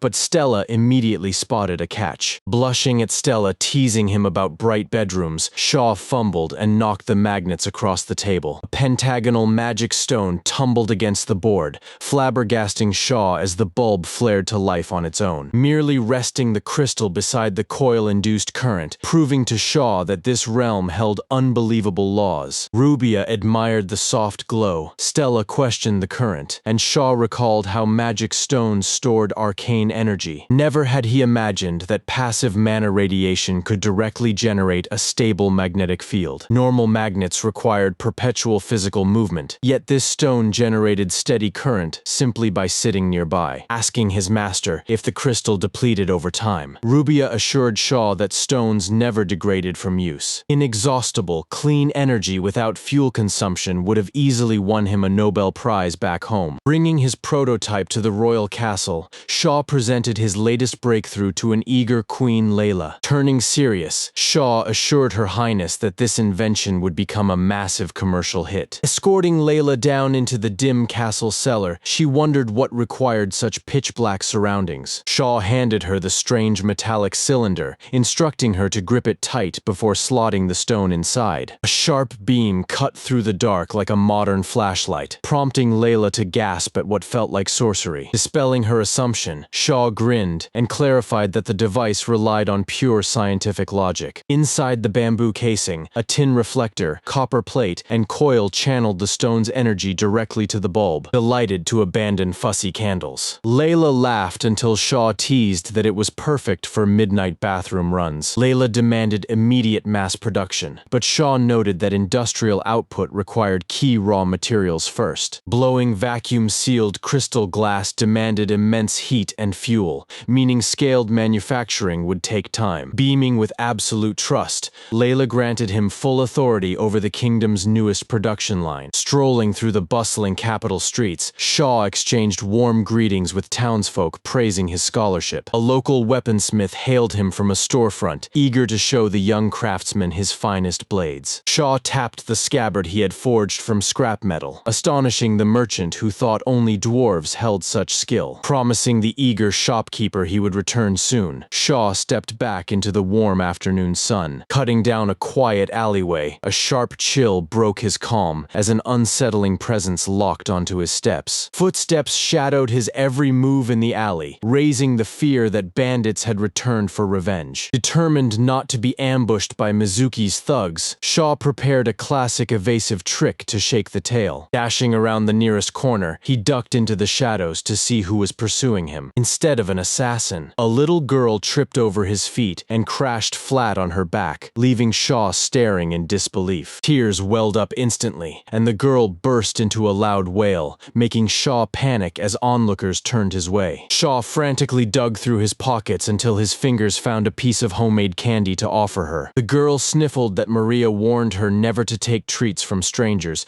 reminding him how suspicious he looked. He explained that he served as the castle's master of true learning, and she beamed with relief at recognizing Shaw. Since they were no longer strangers, he promised her a treat, and her eyes sparkled as she accepted the sweet. The flavor delighted her, and Shaw smiled, explaining that he crafted the fruit candy with his own hands. He praised her caution, knowing Maria had taught her well to avoid strangers, so she would never be kidnapped. A sharp young voice rang out from behind, warning the girl not to accept treats from outsiders. The girl fired back that Shaw was a master of true learning, prompting cries of envy from the watching children. A boy with cat ears crossed his arms and called Shaw an old man, boasting that he was too smart to be tricked. Realizing this feisty boy was Nim's younger brother from the castle, Shaw chuckled as the kid demanded not to be treated like a cat. Hearing that Nim always praised her cute brother, the boy puffed his chest and vowed to grow strong and support their family. Deeply touched by the kid's loyalty, Shaw beamed with pride and handed him a sweet treat too. The other children chimed in that they helped Maria daily, so Shaw promised a sweet for every single one. He asked if their stealth game was a contest to see who could sneak closest to strangers undetected. They were lucky to bump into him instead of his mentor Rubia, or worse, Stella. When he asked if they knew Rubia, the kids shouted that she was a witch and called Stella a destroyer. Shaw nodded in agreement, admitting that Stella was truly terrifying and impossible to predict. One boy warned that a master of true learning might turn Shaw into a magical experiment or a hideous monster. Laughing off the wild rumors, Shaw warned that their parents would worry sick over such reckless games. Huddled against the stone wall, the children fell quiet and confessed that they had no parents at all. A wave of sympathy struck Shaw as he recalled rumors about a local orphanage in the area. Maria looked after 20 children there, so Shaw offered to show them safer games, instantly catching their interest. Whittling scraps of wood, Shaw crafted bamboo copter flyers, wooden stilts, and slingshots tailored for each child. Watching the cheerful kids, Shaw decided his earnings as a master of true learning should go toward funding their home. Though he arrived in this world penniless, his monthly salary and royalties had piled up to 100 gold coins. Dusk began to fall, so Shaw offered to escort the eager children back to the orphanage before night settled in. A two-story building came into view, and the children cheered to Maria that they had returned safe and sound. Drawing water from the well, Maria looked up in surprise until Shaw greeted her and explained how they met. Dropping the well rope in shock, Maria threw her arms around Shaw in tears, crying out the name Zero. Shaw froze in utter bewilderment, and the children quickly corrected Maria that he was Shaw, a master of true learning. A flush crept up Maria's cheeks as she stammered an apology, but Shaw quickly waved it off with a warm smile. Confirming she was Maria, Shaw watched one of the orphans rush over, eagerly boasting about the toys he had crafted. Though she worried about having no way to repay his kindness, Maria still pleaded for him to visit more often. Sitting at their dinner table, Shaw watched Maria bring the children together to softly recite Itadakimasu. The kids chimed in unison, catching Shaw completely off guard at the familiar yet misplaced phrase. Maria explained that this foreign mealtime prayer had been taught to them years ago by a man named Zero. Stunned into silence, Shaw froze, realizing this mysterious Zero might have been a fellow reincarnator from Japan, apologizing for her mistake. Maria admitted Shaw carried a far bolder presence than the man she remembered. Yet their strange auras felt identical, and Zero had once promised her he would return in a completely different guise. Zero had cured her incurable tuberculosis and restored sight to an eye that had been blind since birth. Astonished by such impossible medical feats, Shaw asked if Zero had been a master of true learning. Recounting her past at 12 years old, Maria shared how her family cast her out to the night sky pavilion. Contracted from a guest, the fatal disease got her thrown onto the freezing streets to wither away. Collapsing beneath a giant tree in the bitter cold, she closed her eyes and waited for death. Out of the darkness, a figure stepped forth, asking if she truly wished to live. Upon waking, her lungs were clear and her blind eye saw light, making it feel like a divine miracle. Zero had dismissed the idea, claiming gods are merely tricksters or advanced mortals wielding unknown science. Shaw silently agreed with that rationalist outlook and urged her to continue her story. Zero brought her to this orphanage, giving her years of peace and joy alongside the other children. Then came the day Zero announced he had to journey back to his distant homeland. Chasing after him in tears, she was told to treasure their bond so fate would reunite them one day. That precious bond, Maria explained, was what Zero described as a fateful tie between souls. Hearing the concept of karmic ties, Shaw knew beyond doubt that another Japanese soul had crossed into this world. Ever since, Maria held on to that promise, guarding the orphanage and waiting for his return. After their headmaster passed away 2 years ago, she took over to pass that warmth on to the children. Clarifying that he was not Zero, Shaw nonetheless pledged to support the orphanage with all his might. Getting straight to work, Shaw constructed a dedicated plumbing system to deliver clean, running water indoors. Beside gifting the children handcrafted water guns, he presented Maria with a magic flashlight that left them in awe. Handing her a pouch of coins, Shaw watched Maria weep tears of gratitude for his overwhelming generosity. Tapping into Russell's trade connections, Shaw hired an experienced carpenter to overhaul the dilapidated building. The craftsman gasped at receiving receiving 80 gold coins,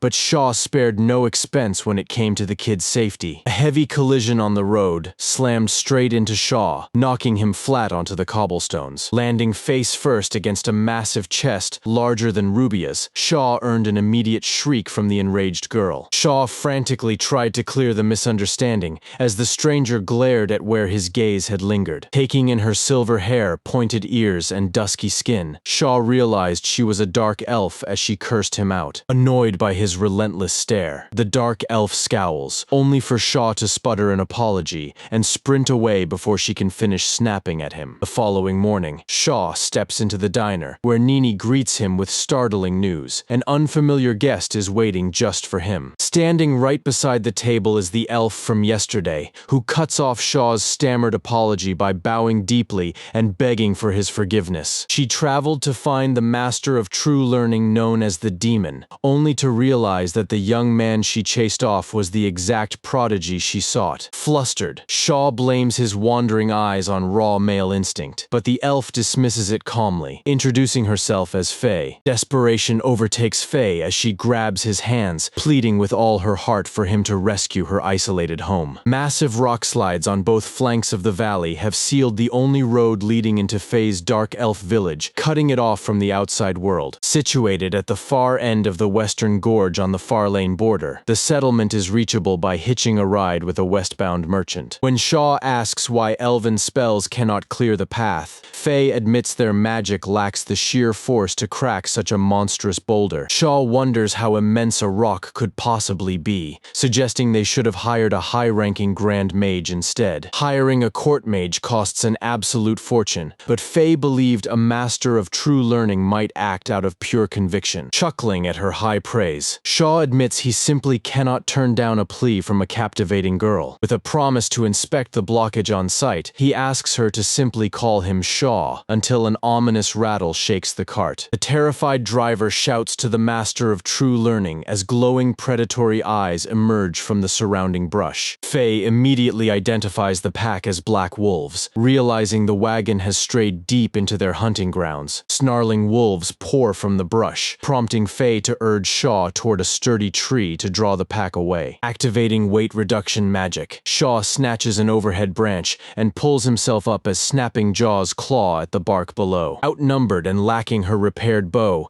Faye hesitates to unleash her fire magic on the swarming pack below. Pristine black wolf pelts sell for high prices, making incineration wasteful, but Shaw already envisions a far cleaner strike. A lightning spell could stun the pack without damaging every pelt, yet an errant strike on their own tree would prove fatal. In a flash of inspiration, Shaw prepares spirits to guide the atmospheric discharge away from their perch. By dropping atmospheric pressure and vaporizing moisture, Shaw rapidly generates dense storm clouds overhead. Deep in the canopy, hidden moisture reserves feed the gathering storm until a blinding bolt crashes into the clearing. Both leap down from the branch to find the entire pack lying paralyzed on the ground, leaving Faye thoroughly impressed. Back at the carriage, Faye immediately negotiates a handsome payout with the merchant for the undamaged wolf pelts. The merchant happily hands over the coin, astounded by the flawless condition of the valuable harvest. Shaw muses about roasting wolf meat for dinner, but Faye points forward to the colossal obstacle sealing the canyon. Staring up at the sheer monolith, Shaw is stunned by its impossible scale, dwarfing every bystander like tiny insects. Villagers cheer at Faye's arrival,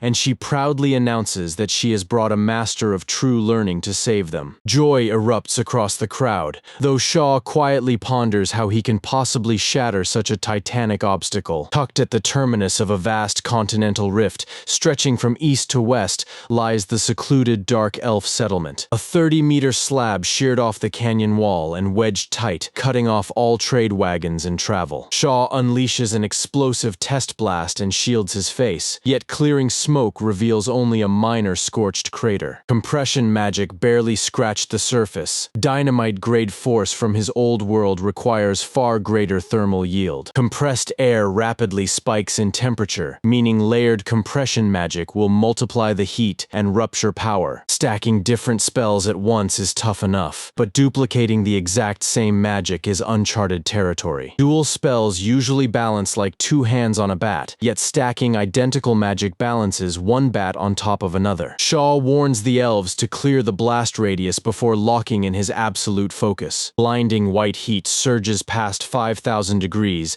as the concentrated beam liquefies solid rock. Boring deeper into the stone, an unexpected stream of pitch-black liquid oozes from the crack. Trapped magma violently erupts, nearly catching Shaw after a single split-second lapse in concentration. Tunneling in a straight line spiked the subterranean pressure, leaving Faye terrified for his safety. Faye rushes to his side with frantic calls, relieved when Shaw blinks awake and apologizes for draining his mana. Carving a wagon passage through the blockage with his twice-daily spell will take time, but the route is clear. Smiling warmly, Faye insists that a short wait is nothing compared to the decades their tribe spends training. Another blast fractures the dense boulder, chipping away thick layers without collapsing the whole wall. Angling the compression magic downward prevents molten slag from blasting straight back toward him. Drained by the heavy mana recoil, Shaw lets Faye usher him back to the tent to recover. Blushing crimson, Shaw rests his head directly on Faye's lap as she tends to him. Amazed by such tender care, he listens as the elves tease that they are merely pampering their savior. Grumbling elves complain outside until Faye barks at them to clear rubble, proving how fierce these warriors truly are. 10 days of methodical spellfire carve a massive breach straight through the heart of the stone. Cheers erupt across the valley as the finished tunnel establishes open passage to the village. Deeply moved, the dark elf elder bows low, struggling to find words for his profound gratitude. Marveling at the elder's centuries of age, Shaw waves off the praise and urges him not to worry. Field testing compression magic here spared him the furious screaming Layla would have unleashed in the castle. Inquiring about local minerals, he asks if the valley holds any rare stones or strangely colored deposits. When a dark elf mentions brittle black rocks nearby, Shaw presses for details, suspecting obsidian. The elf explains that the material is far too crumbly for tools, leaving Faye puzzled about its worth. Eager to inspect the vein in person, Shaw learns the dark seam runs along a cliff near the valley entrance. Requesting a detour on their march back, the elf guides eagerly offer to escort him to the outcrop. Faye proudly declares Shaw the savior of their people and takes the lead to guide his steps. Approaching a limestone bluff, the guide points toward a dark seam embedded in the pale cliffside. That brittle black layer crumbles so easily that it cannot even be shaped into an arrowhead. Suspecting a massive discovery, Shaw taps the rock face and pries loose a flaky black chunk to confirm. A spark applied to the rock sample leaves, Faye stunned as the dark mineral catches flame. With coal confirmed in this realm, the gateway to an industrial revolution swings wide open. Faye mistakes the burning rock for sorcery, but Shaw explains natural fuel, paving the way for steam engines. Packing a sample for the princess, he plans to organize a full crew to survey the coal seam. Nightfall halts their march, prompting Faye to suggest pitching camp right in the open field until dawn. Faye explains that her people always sleep out here, assuring Shaw that elves handle the cold without issue. Shaw insists that is not the issue, admitting he simply doubted there was enough space for him to stay. Offering her own bed, Faye admits her room is messy, but promises to cook him a warm meal. Morning arrives, and Shaw stretches his aching back on the couch before glancing across the room. Seeing Faye still fast asleep, Shaw slips out through the doorway without making a sound. Queen Layla pouts over his absence, teasing that the dark elf village must have been cozy before asking for good news. Placing a lump of coal on her desk, Shaw watches as Layla frowns at what she takes for an ordinary black rock. Down in the workshop, Russell realizes the mineral can serve as fuel, though Layla notes it lacks mana. Confirming her observation, Shaw feeds the coal into an iron burner and ignites it before their eyes. Layla marvels at the intense blaze, and Russell praises its fierce thermal output to solve their fuel crisis. By baking the coal into purified coke, Shaw explains they can smelt higher quantities of iron than ever before. Toxic soot and dense smoke remain a deadly hazard, threatening to blanket the city and poison citizens. History demonstrated that coal smog claimed countless lives as industrial production expanded. When Layla questions his countermeasure,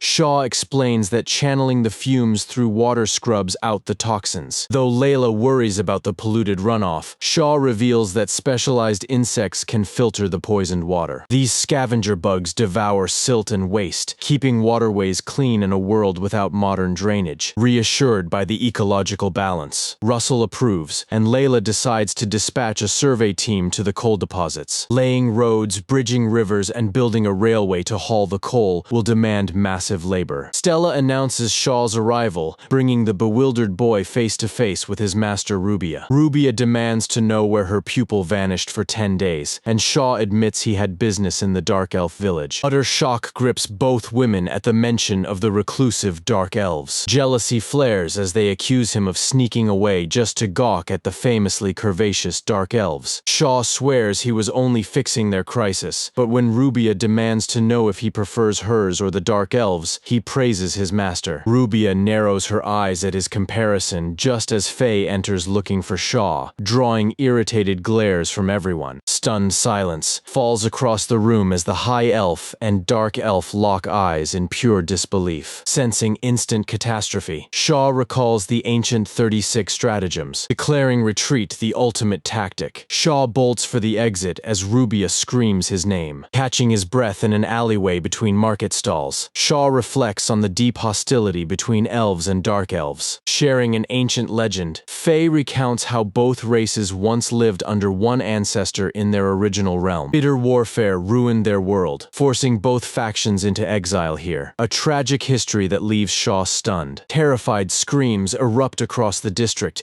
as fleeing townsfolk slam into Shaw, shouting for everyone to run. A weeping citizen clutches Shaw, begging for rescue and sobbing that a monster abducted a child. Shaw snaps his focus toward the sky, tracing the direction of the stampeding crowd. High above the square, a colossal winged demon whips up a vortex of leaves, clutching a screaming orphan in its talons. Horrified onlookers plead for help as the harpy clutches the boy, leaving Faye baffled by its presence inside the city. Lightning and Faye's magic could reach the captured child, and within seconds, Shaw formulates the perfect counterstrike. Recalling an orphanage slingshot, he realizes combining his kinetic force with Faye's magic will blast the monster down. Since kinetic energy scales with mass and velocity squared, he hurls a modified projectile straight at the beast. Weight reduction magic maximizes acceleration, and cutting the spell right before impact will unleash crushing kinetic force. Such lethal velocity could take a man's head clean off, but bringing down this beast demands a second shot. A heavy arrow drives straight into the monster's chest, catching Shaw completely off guard. Bow raised, Russell roars at the filthy creature to let the boy go, earning a quick nod from Shaw as the wounded harpy howls. Faye steps up to attack, preparing to rain heavy masonry onto the screeching beast from above. Gale winds whip violently around the harpy, forcing the party to dive beneath the nearest stone roof. Transforming into its combat form, the beast launches a barrage of razor-sharp feathers across the square. Stella steps into the crossfire, instantly raising a shimmering barrier that gives Shaw a surge of relief. Her crystal wall stops physical attacks cold without obscuring their vision, and she proudly boasts it could block dragon breath. Shaw analyzes the shield. Because light penetrates freely, laser attacks or thermal microwave magic would bypass it entirely. Rubia strides into view, muttering about the annoyance before warning Shaw to clear out before her explosive magic detonates. Horrified that she might level the city with children present, Shaw yells to stop, but Rubia coldly brushes aside the casualties. Faye leaps up to Russell's balcony, taking charge by grabbing the dwarf's bow straight out of his hands. Pulling the bowstring with all her strength, she looses a deadly shaft directly into the monster. The wounded monster loses its grip, sending the helpless boy into a terrifying freefall toward the cobblestones. Faye screams for help, and Shaw sprints across the plaza, activating weight reduction magic as the child hurtles toward the ground. Diving at the last possible second, he catches the boy inches above the stones and rebounds toward a nearby window ledge. Two swift leaps bring him to the entryway, leaving the sheltering girl speechless with shock. Handing over the child,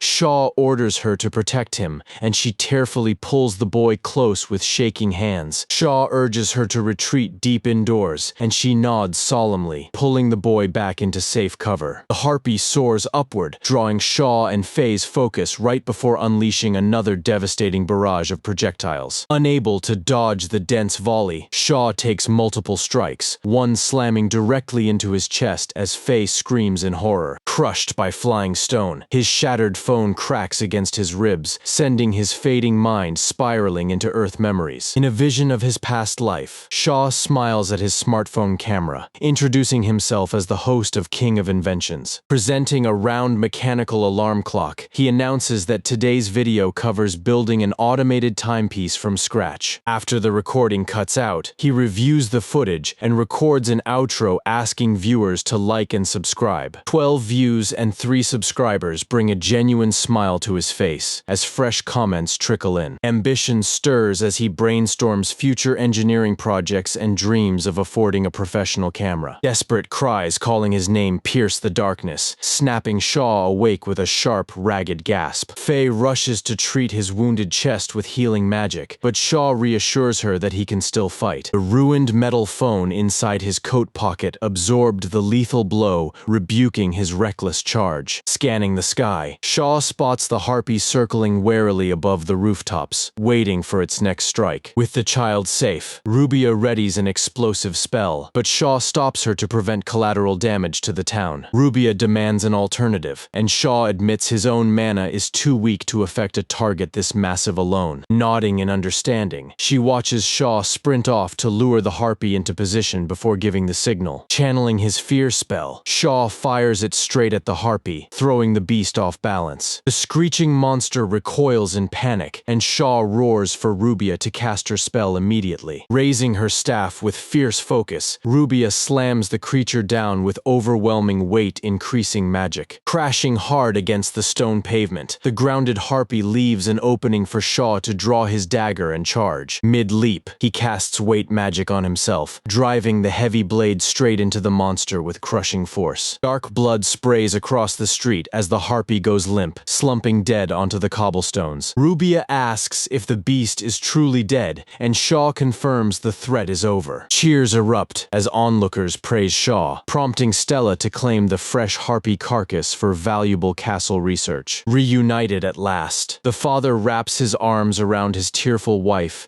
and rescued son in pure relief. A royal carriage pulls up, and Layla steps out, checking on Shaw with visible concern. Drawn by the commotion, Layla spots his bloodied clothes and asks if he brought down the demon himself. Shaw refuses to take sole credit, thanking Rubia, Stella, and the dark elf Faye for fighting beside him. Expressing deep gratitude, he adds that the gun shop master provided crucial support during the fight. Impressed by their bravery, Layla promises a royal reward of 2 gold coins. When Shaw asks for the payout, Layla sheepishly admits she has no cash on hand and will settle the debt later. Turning to Faye, Layla offers warm thanks and invites the dark elf to visit the castle grounds. Inside the castle courtyard, Faye tests her bladesmanship in a fierce duel against a royal knight. With blinding speed, Faye disarms her opponent to claim an uncontested victory. Hands on her hips, Layla smiles proudly and declares that the dark elf's combat prowess is undeniable. When an aide cautions that unregistered dark elves are untrustworthy, Layla acknowledges their lack of legal status. Still, Layla insists on recruiting top talent, citing how effectively Faye protected Shaw and the city. Since Mizuki just departed for the Komeode Empire, Layla offers Faye the open royal escort post, leaving the elf in disbelief. Faye asks if the duty includes steady pay, prompting a slightly bashful nod from Layla. Shaw beams as Faye expresses heartfelt thanks for this dream posting, though Layla mutters that castle work gets exhausting. Back in his room, Shaw inspects his broken smartphone, lamenting that he can no longer record the magic and inventions he created. Placing the handset into a wooden box, Shaw closes the lid with a whisper of thanks for saving his life. Resting on his bed, Shaw ponders the unsettling pattern behind recent demon attacks. Rubia taught him demons rarely strike cities unprovoked, making this deliberate urban assault deeply suspicious. Several weeks later, Shaw walks through town and chuckles in surprise at an unfamiliar carriage. Its lavish trim suggests high nobility, leaving him puzzled why such dignitaries are slipping through the back gate. Nim calls out a morning greeting from behind, asking why he was already out foraging ingredients in the forest. Shaw offers to share breakfast, but Nim reveals Layla is awaiting him in her office office alongside the carriage passenger. Inside the office, Layla asks Rubia for a diagnosis, but the master healer admits she is powerless. Right on cue, Shaw steps inside to answer their summons, relieved by his arrival. Layla introduces Shaw to Princess Miruna, prompting him to offer a polite bow of greeting, bearing severe scars across her face. The royal guest introduces herself as the first princess of Faltus, requesting to simply be called Miruna. Word of Shaw's pursuit of true knowledge has reached her kingdom, convincing Miruna that only his unique craft can save her. Examining the severe tissue damage, Shaw asks about the origin of the wound, learning that a demon ambushed her in the forest during a botanical excursion. Whispers of demonic incursions had circulated for weeks, yet Miruna never imagined falling prey to one herself. Recalling the recent harpy attack, Layla warns that monster sightings around Farlane are escalating, with even flying dragons reported nearby. Layla turns to Shaw for a solution, but he hesitates, knowing Rubia herself could not mend the ruined flesh. Memories of modern medicine flash through his mind. Severe burns on Earth are healed through skin grafts and cellular cultivation. His thoughts jump to the cloned orchids he generated through compression magic, wondering if cellular tissue could be replicated the exact same way. Reading the shift in his expression, Miruna urgently asks if an idea has crossed his mind. Shaw admits a theory exists, though it remains completely untested and carries unpredictable side effects. Regeneration would be slow and grueling, but Miruna readily accepts, declaring a disfigured royal daughter holds no place in the world. Without restoring her original appearance, returning home is impossible, leaving Shaw unsettled by her harsh reality. Clasping a hand over her chest, Miruna insists she has nothing left to lose and begs him to proceed. A wave of confusion hits Shaw, struggling to fathom why someone would measure their entire worth by physical beauty. Miruna acknowledges that personal character matters in normal life. Yet, as a princess of Faltus, her duty is securing political alliances through marriage, making flawless beauty her paramount royal duty. Asked if her entire existence is bound to political matrimony, Miruna nods, stating she was bred to be a palace rose rather than a wildflower. Under the quiet gaze of the onlookers, Shaw gives a solemn nod of understanding. Shaw warns Miruna once more that human trials are unprecedented, but she braces her resolve and accepts all risks. Soon, Miruna rests upon the operating table as Shaw stands beside her in sterile surgical garments and a protective mask. Taking up the scalpel, he steadies his breath, confident that Rubia is standing by to intervene if complications arise. Announcing that treatment begins at the shoulder, Shaw swabs the area with alcohol to sterilize the burnt flesh. Moving to anesthesia, his forceps submerge a clean applicator directly into a prepared liquid solution. The specialized formula deadens local sensation to eliminate agony, utilizing refined spider venom. Extracted during his earlier chocolate experiments, the neurotoxin serves as a remarkably potent local anesthetic. A warning of an intense numbing chill proves accurate as Miruna confirms her skin has gone completely cold and insensitive. Rubia marvels at the inventive concoction, to which Shaw explains it bypasses his inability to cast paralysis magic. Non-magical physicians can easily administer the chemical compound without expending mana. Checking in on Miruna's condition, he confirms she feels no discomfort or sensation along the target area. Shaw cuts away the damaged dermis, immediately channeling growth and reaction acceleration spells into the tissue. The twin spells stimulate healthy dermal cells,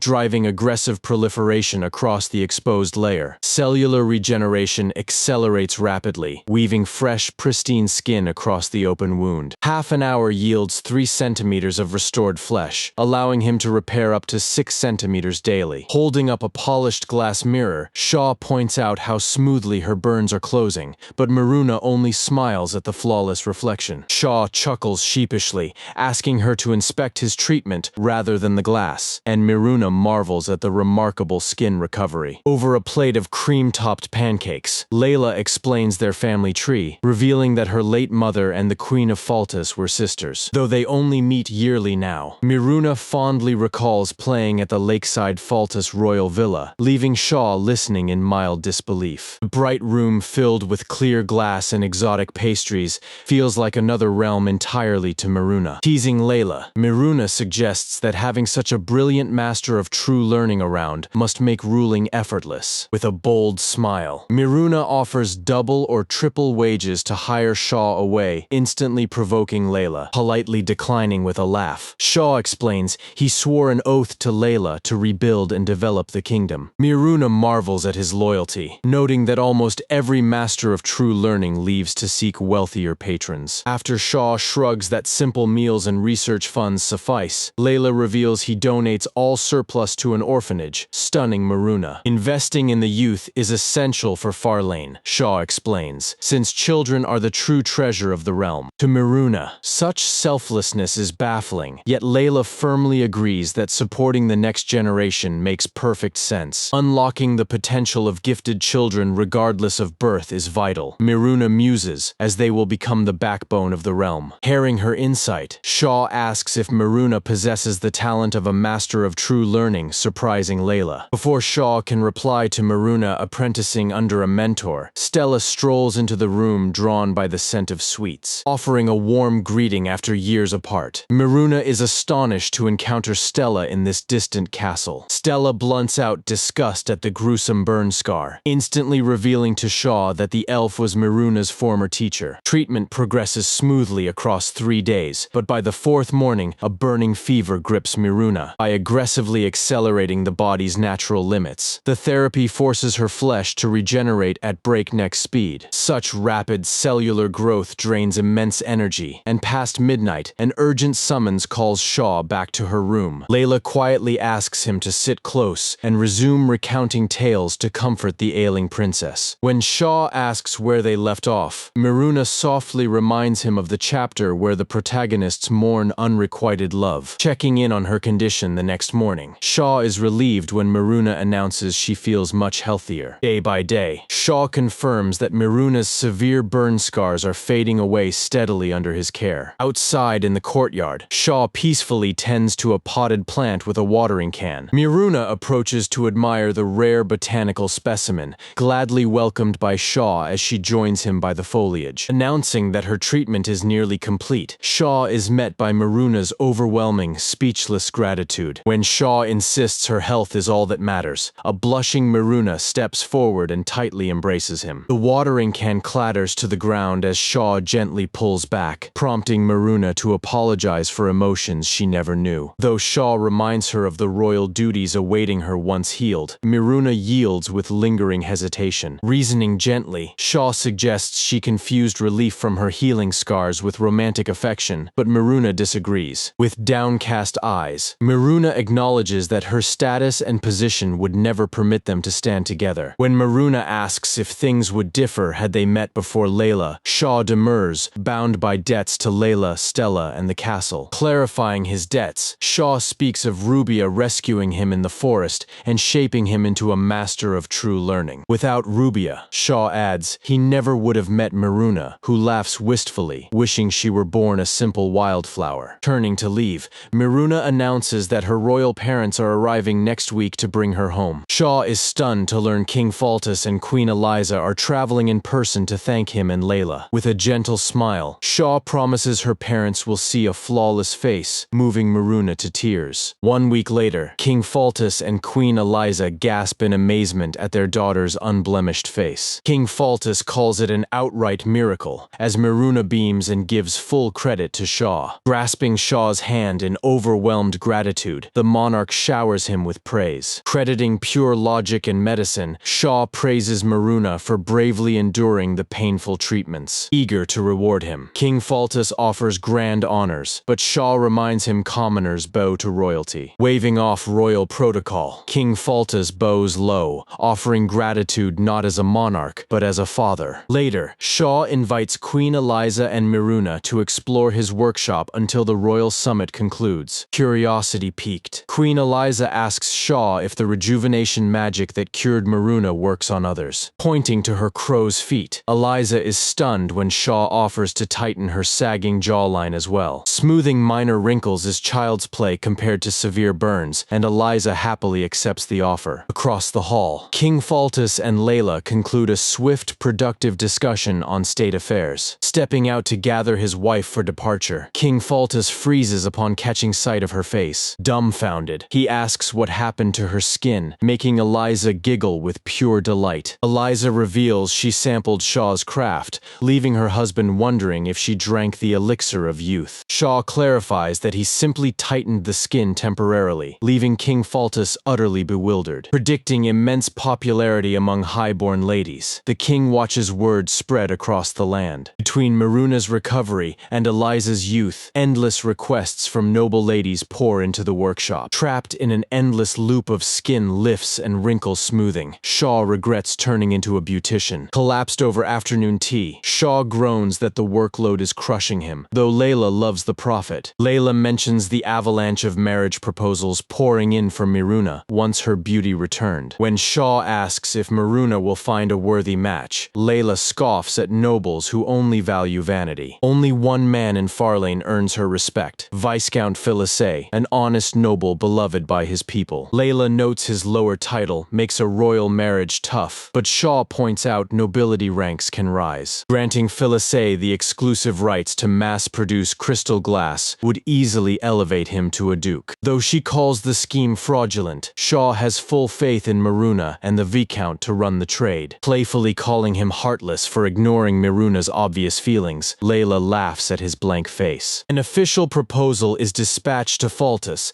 highlighting the Viscount's booming new glass enterprise. The introduction sparks true romance, leading Miruna and the noble to a joyous engagement. Shaw takes a brief trip to the Viscount's territory, teaching local craftsmen the secret glass recipe. Managing the factory himself would have choked the schedule for his other essential research. Empowering Farlane's industry was the only way to safeguard its citizens in the long run. With the crisis handled, Shaw finally journeys deep into the forest to visit Rubia's secluded home. Rubia catches up with him out in the woods, demanding to know what he is planning after hearing about the demon that ambushed her. Shaw explains that when disaster strikes, Farlane needs a defense that does not depend purely on magic. His solution is to manufacture black powder from scratch. Rubia gasps, asking if he truly intends to build a weapon, and Shaw nods without hesitation. As a master of true learning, Rubia grasps the destructive potential immediately, agreeing not to stop him so long as his motives stay pure. She warns him that if he ever turns this power toward evil, she will use all her might as his mentor to strike him down. A faint smile crosses Shaw's face as he admits how lucky he is to have her guiding him. With permission granted, he asks Rubia to stay close by for safety during the dangerous experiment. The first step towards synthesizing black powder is extracting raw saltpeter. That requires gathering rich forest humus and decomposing manure from the estate. To put it bluntly, the recipe demands Rubia's waste alongside his own. Blending the dung with soil, he channels acceleration magic to trigger rapid fermentation, unleashing a foul stench. Shaw pinches his nose, questioning why an isekai life brought him to shoveling manure, before reminding himself it is for the realm. The rank odor brings back childhood memories of rural fertilizer trucks rumbling past his family home. Rubia walks into the clearing, gagging into her sleeve, and demanding to know what that awful stench is. Chuckling at her reaction, Shaw reminds her that he warned her about the danger and the stench. She retorts that a proper master must witness the exact moment her disciple uncovers new truth. Stepping closer, she instantly recoils from the pungent fumes as Shaw chuckles that he tried to warn her. Downwind is the safest place to watch, he advises. Fermentation peaks, dissolving the water-soluble saltpeter into the liquid sludge. Pouring the strained liquid into a cauldron of water, he heats the mixture with flame magic. Once the water evaporates from the pot, a thick layer of needle-shaped saltpeter crystals coats the iron walls. Though full of impurities, repeated recrystallization will purify the batch to high potency. Rubia asks if this is the finished weapon, but Shaw clarifies that black powder still requires charcoal and sulfur back at the workshop. When Rubia innocently asks whose waste made the white crystals, Shaw freezes in dead silence. Back in the workshop, Stella bursts out laughing upon hearing Shaw extracted weapons from Rubia's dung, leaving Rubia red with fury. Stella teases that his awful smell makes total sense, though Shaw insists he bathed and washed his clothes thoroughly. Casting a purification spell over him, Stella banishes the odor, leaving Shaw amazed by how handy her magic is. Examining the refined saltpeter crystals, she asks what comes next. Shaw explains that mixing saltpeter, charcoal, and sulfur sulfur in a precise 7-to-2-to-1 ratio requires grinding each into a fine powder. Stella questions if this gray dust can truly kill, so Shaw offers to demonstrate with a tiny sample. Touching a candle flame to the loose dust produces only a quick flash, leaving Stella unimpressed by the mild spark. Proper black powder must be compacted, so he moistens the mixture with water before wrapping it tight in cloth. Instead of using heavy weights, they apply magic to compress the damp paste, maximizing its explosive density and burn rate. After drying into a solid cake, the block is crushed into dense granules, ready for a second test fire. Touching a candle flame to the cloth, Shaw watches the black powder erupt into a furious flash. Rubia gasps at the intensity. Stella stares in sheer wonder, and their first batch of black powder is complete. Next comes the special order forged by Dwarf Master Russell, ready to present before Queen Layla. Layla leans in and asks if he made anything else, prompting Shaw to unveil his latest creation. Out comes a primitive flintlock firearm, its cast iron barrel and lead shot hammered out by Russell. When Layla asks what this strange tube is, Shaw loads black powder into the breech and rams a lead ball down the muzzle. Taking aim at an armored dummy, he pulls the trigger and punches a clean hole through solid plate. Stunned silence grips all three women as Shaw reveals how explosive force propelled the bullet through steel. Against a living target, that lead slug will rip through flesh or pierce the hide of armored demons. Layla asks if sorcery drove the blast, but Shaw smiles and calls it pure science. Her voice trembles as she asks if untrained peasants or young girls could kill monsters with this. Shaw confirms it without hesitation, leaving Queen Layla clutching her chin at the terrifying implications. A chuckle breaks from Shaw, teasing that Layla will surely find a good use for such power, leaving them speechless. Layla warns him not to joke about deadly weapons, and Shaw swiftly reins in his smirk. These weapons and black powder will never be sold, reserved strictly to defend the kingdom when crisis strikes. In peacetime, black powder can shatter stubborn boulders and supercharge their coal mining output. Stella cautions that unleashing this across the continent would open the gates of hell, turning tools of construction into bloody warfare. Having seen Earth's bloody history, Shaw refuses to let this world repeat the same tragic mistake. Layla agrees, recalling the Harpy assault and the Maruna incident as clear proof that demon activity is rising. Threat looms over every village, and Layla knows the crown bears the duty to protect its citizens at all costs. Entrusting all arms production to Shaw, Layla locks the entire project away as a top-level state secret. To prevent lethal leaks, Shaw resolves to manufacture the black powder himself during his spare hours, rather than hiring workers. Armed with a classified budget from Layla, he buys up livestock manure to streamline chemical production. Supplies rapidly grow, though handling black powder demands extreme caution against friction or stray static sparks. Storing the mixture wet across safe chambers, they use precise magic to dry it only when combat demands. Soon, Shaw develops heavy anti-air artillery and tests it at the proving grounds, detonating a massive blast overhead. Twin hunters Kaka and Tika of the Chika brothers roar in excitement at the sheer spectacle. Blessed with razor-sharp hunter instincts and eyesight, both brothers praise the targeting sight as they join the defense crew. Chuckling at their uncanny bond, Shaw watches Layla marvel at the incredible range and ask for its limit. Kaka estimates the shell flew 400 paces, noting that raising the angle slightly will squeeze out 32 more. Their minds calculate ballistic arcs naturally, astonishing Shaw with their raw genius, and Layla marvels that science matches sorcery. Eagerly, the brothers ask if simple metal tubes and black powder can truly rival legendary magic. Nodding in agreement, Shaw swears them to absolute secrecy, forbidding them from taking any powder off-site. Layla steps forward, appointing the Chika brothers on the spot to serve as dedicated royal artillery gunners alongside Shaw, promising them a generous wage hike. Layla accepts their gratitude and orders Shaw to press ahead with new defensive armaments. She mentions that Russell felt neglected with how busy Shaw has been lately, leaving the young lord sheepishly rubbing his neck. Excavations in the coal mines and artisan workshops are surging forward, alongside the network of new roads and bridges Shaw commissioned. An upcoming festival will soon showcase all their latest inventions, and the craftsmen keep asking when he will drop by. Shaw promises to visit soon,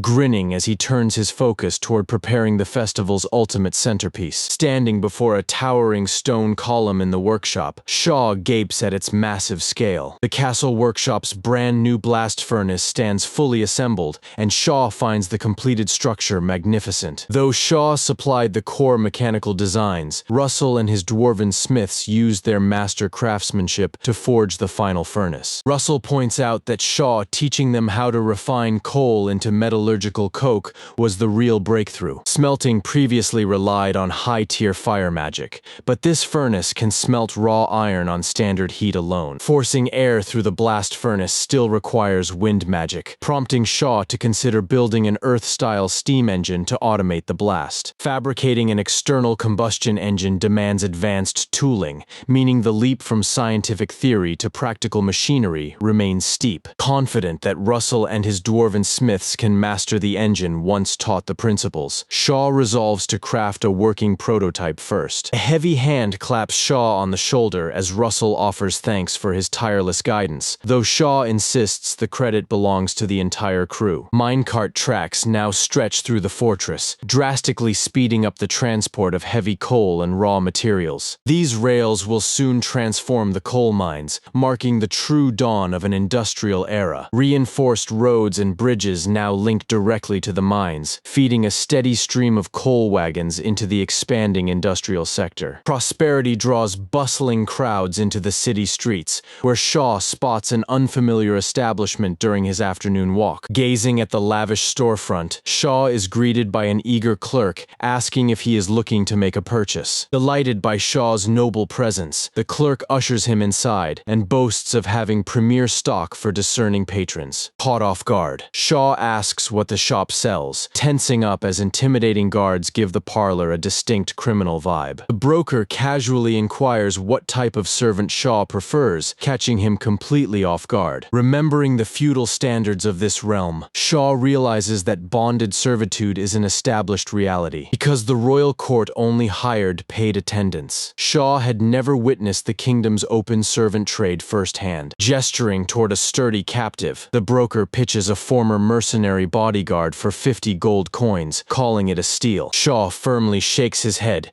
stating that buying other people violates his personal principles. The merchant blinks in disbelief that a wealthy young patron would oppose owning servants. Bankrupt merchants' children and ruined provincial heirs make up their ranks, having nowhere else to turn. Grimly viewing this as a desperate social safety net, Shaw listens as the broker claims finding a decent master is their best salvation. Declining the offer, Shaw turns toward the exit, only for an imposing thug to step into his path and urge him to view their educated stock. Pressed with persistent offers to inspect the literate girls on the second floor, Shaw realizes he cannot easily leave and agrees to take a look. Leaving Shaw to explore the gallery at his own pace, the clerk retreats to the lower floor. Stepping onto the upper floor, Shaw finds refined young women displayed like luxury showcase pieces in a high-end salon. Among the captives, a strikingly graceful girl catches Shaw's eye, radiating the distinct aura of fallen nobility. Puzzled by her immaculate dress and poised demeanor, Shaw watches in silence as she rises from her chair and approaches. Halting right before the decorative partition, the noble girl lowers her head in a courteous bow. The caged girl thanks him for coming to rescue her, calling him Zero. Shaw freezes at the name, immediately recalling what Maria told him about the man. Sensing a connection to the legendary figure, Shaw corrects her. He is Shaw, not Zero. When asked, she simply nods and confirms Zero is her master. Pressing further, he asks if she knows Maria from the orphanage and helped treat her illness. The girl promptly confirms it. She explains that she purified streptomycin to inject into Maria. Shaw reels in disbelief. That is an earth antibiotic for tuberculosis that should not exist in this world. Shaw heads back down the stairs to call the slaver up. Back in the loft, the merchant asks if anyone caught his interest. Pointing straight at the caged girl, Shaw confirms he wants her. The slaver praises his discerning eye,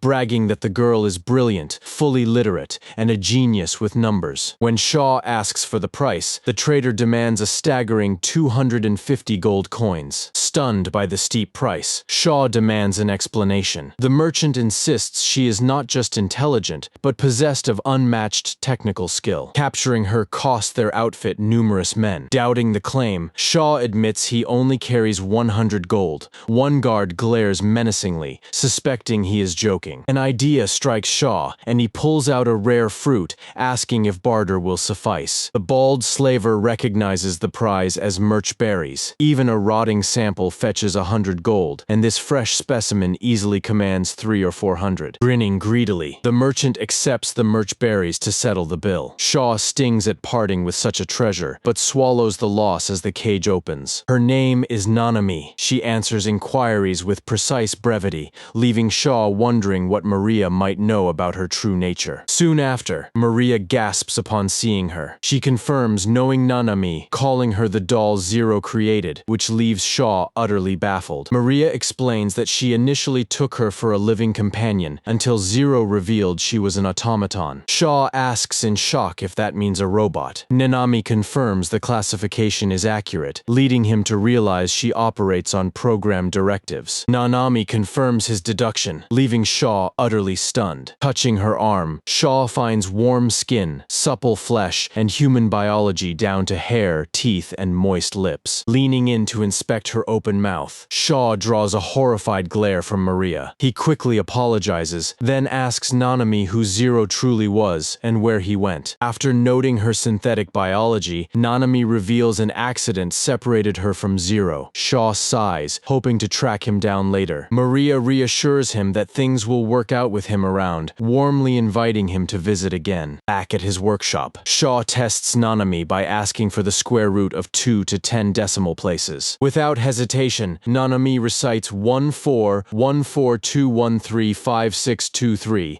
then instantly gives 12592100498 when Shaw asks for the cube root of 2. Complex calculations of every magnitude return in milliseconds, prompting Shaw to marvel at his living supercomputer. Her precision proves equally stunning. Shaw envisions a mechanism in his mind, and her hands machine a flawless test gear instantly. Intricate cycloid gears requiring punishing mathematics are mentally drafted by Shaw and milled to microscopic perfection. Functioning as a biological CNC machine, Nanami holds knowledge worth millions back on Earth, proving her intellect truly priceless. Armed with the greatest assistant Zero ever created, Shaw knows no engineering feat is out of reach. Days later, Shaw takes Layla out for a test drive, the princess squealing in pure delight. Layla asks if this is his horseless carriage, and Shaw proudly nods, explaining that an automated carriage is called a car, delighted by the term. Layla listens as Shaw explains that a machine never exhausts itself, running all day on water and fuel. Though suspicious when he first brought home a strange girl, Layla now acknowledges the breakthrough machine they built. The guildmasters nearly crucified Shaw when Nanami arrived, but her ultra-precise machining unlocked his full potential, forging the world's first true steam engine. Burning coal boils water into high-pressure steam, channeling vapor through pipes into dual pistons to drive alternating strokes. A heavy crankshaft and flywheel convert that linear force into smooth rotational drive, spinning the axle forward. Modeled after Watt's steam car, the crude prototype bypasses modern complexity, yet rolls under its own power. Nanami calculates the blueprints. The automated forge crafts each component, and Shaw handles final assembly. Forging the boiler and bending copper pipes by hand caps their speed at 40 kilometers an hour, making Layla beg for more. Layla leans in with an eager grin, asking if they can push the throttle harder for an exhilarating rush. Pushing further requires extra transmission gears, and Shaw warns her these bumpy dirt roads make speeding suicidal. Iron rails would guarantee smooth, high-speed travel,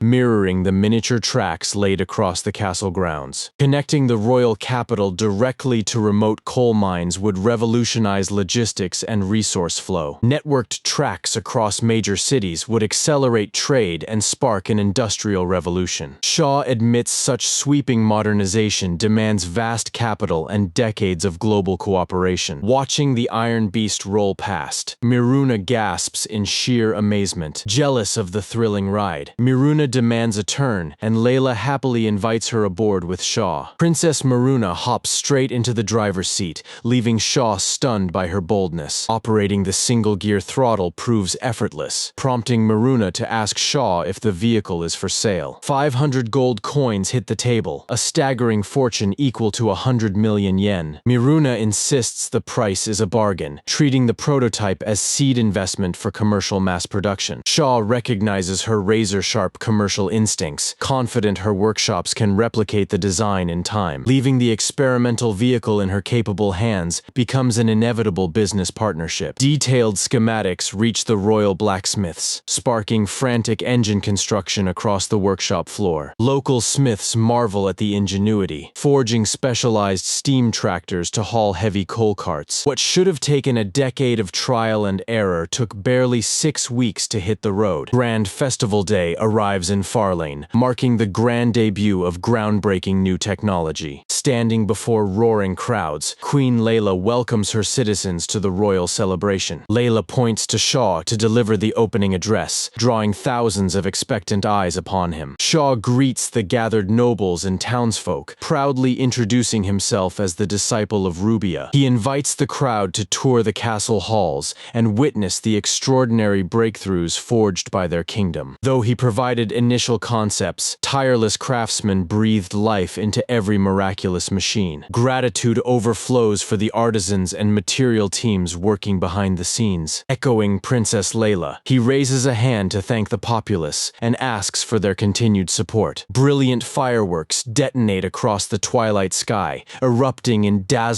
bursts above the castle towers. Bamboo launch tubes ignite custom chemical charges, sodium blazing orange, tin flaring white, and copper burning emerald green. The spectacle recalls the mortar experiments from Rubia's workshop that started his whole journey. Approaching Rubia as she gazes up in wonder, Shaw invites his startled mentor for a quiet stroll beyond the walls. Stepping past bustling market stalls, Shaw hands Rubia a hot food skewer with a warm smile. Rubia asks if he should really wander around openly when all eyes are on him, but Shaw reassures her that Queen Layla will handle the royal meetings. A gentle smile crosses Rubia's face as she admits her entire life turned upside down the moment he entered it. She recalls dreaming of a peaceful life hidden in the woods, yet comforts an apologetic Shaw by promising she regrets nothing. Remaining isolated in the forest would have kept them apart forever, she softly points out. Her cheeks flush as she confesses she never would have discovered these feelings, leaving a flustered Shaw totally bewildered. Blushing deeply, Rubia looks down and admits she owes him a heartfelt apology. With his unmatched talent, she explains she should have recommended him to the Imperial University for title of Master of True Learning so he could journey onward. When Rubia asks if he knows why she held back, Shaw turns crimson,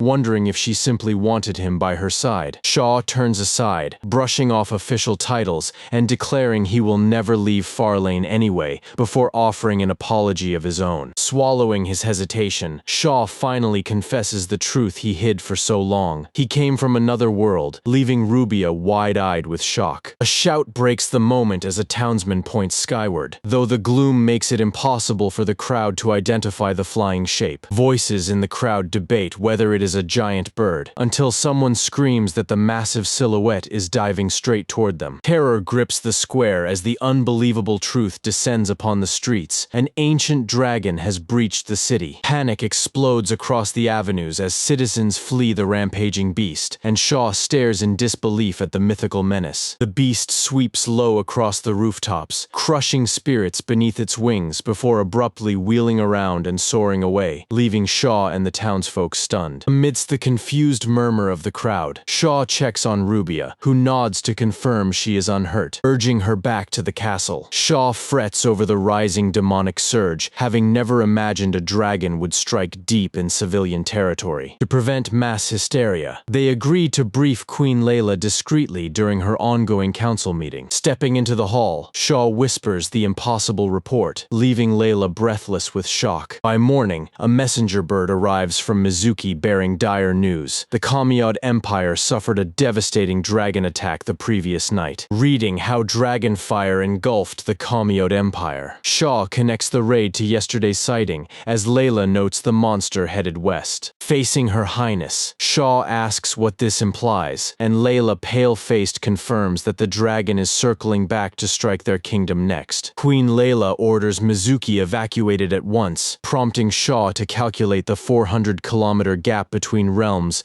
and ask about dragon flight speed. Stella estimates their cruising speed at 50 to 60 leagues an hour, a figure Shaw repeats with growing dread. Converting 60 leagues to 100 kilometers an hour, Shaw factors in Mizuki's courier delay and realizes the dragon could arrive in just 2 hours. Questioning Stella and Faye, Shaw asks if their long lifespans gave them battle experience with dragons, only to receive a sharp rebuke about bringing up a woman's age. When he suggests blocking the flames with barrier spells, Stella warns him that legendary monsters defy ordinary magic. Ancient tomes, Stella reminds them, recount how dragon breath reduced entire civilizations and their armies to ash. Dread washes over Shaw and Rubia, but Layla cuts through the rising panic, demanding an immediate plan of action. Evacuating the populace into the dense canopy of the forest becomes Shaw's immediate recommendation. Summoning Miruna, Shaw instructs her beastfolk runners to sweep every street and hurry citizens toward the forest. Artillery along the ramparts is quickly readied as Shaw prepares defenses,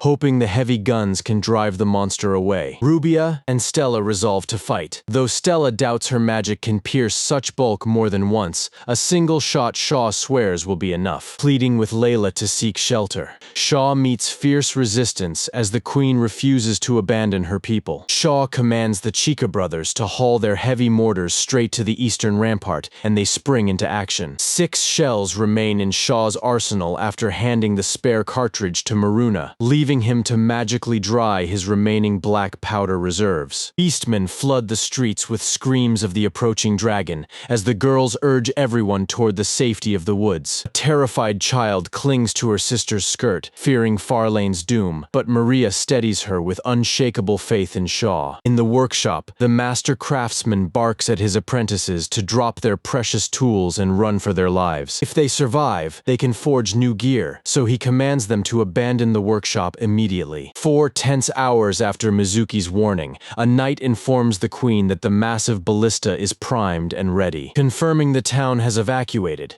Layla keeps the gunners on high alert, despite no visual contact yet. Shaw prays silently that the beast decides to hunt elsewhere and spares them an impossible fight. A bright glare erupts across the sky, drawing everyone's terrified gaze upward as Shaw tracks the incoming threat. Kaka identifies the silhouette as a dragon, and Tika screams that it is diving straight for them, demanding target data. Shaw learns from Nanami that the beast sports a 54-meter wingspan at an altitude of 1,200 meters. Aerodynamically, flight at that scale should be impossible, and Nanami confirms the monster defies all known physics. Turning to a bewildered Layla, Shaw explains that no wings of that size could lift such massive bulk naturally. His theory that the monster casts weight-reducing spells catches the queen completely off guard. Nanami counts down the rapid descent past 900 meters, sending chills through Faye, Stella, Rubia, and Layla. Looking up into the clouds, Shaw watches the nightmare close the distance in seconds. With jaws agape,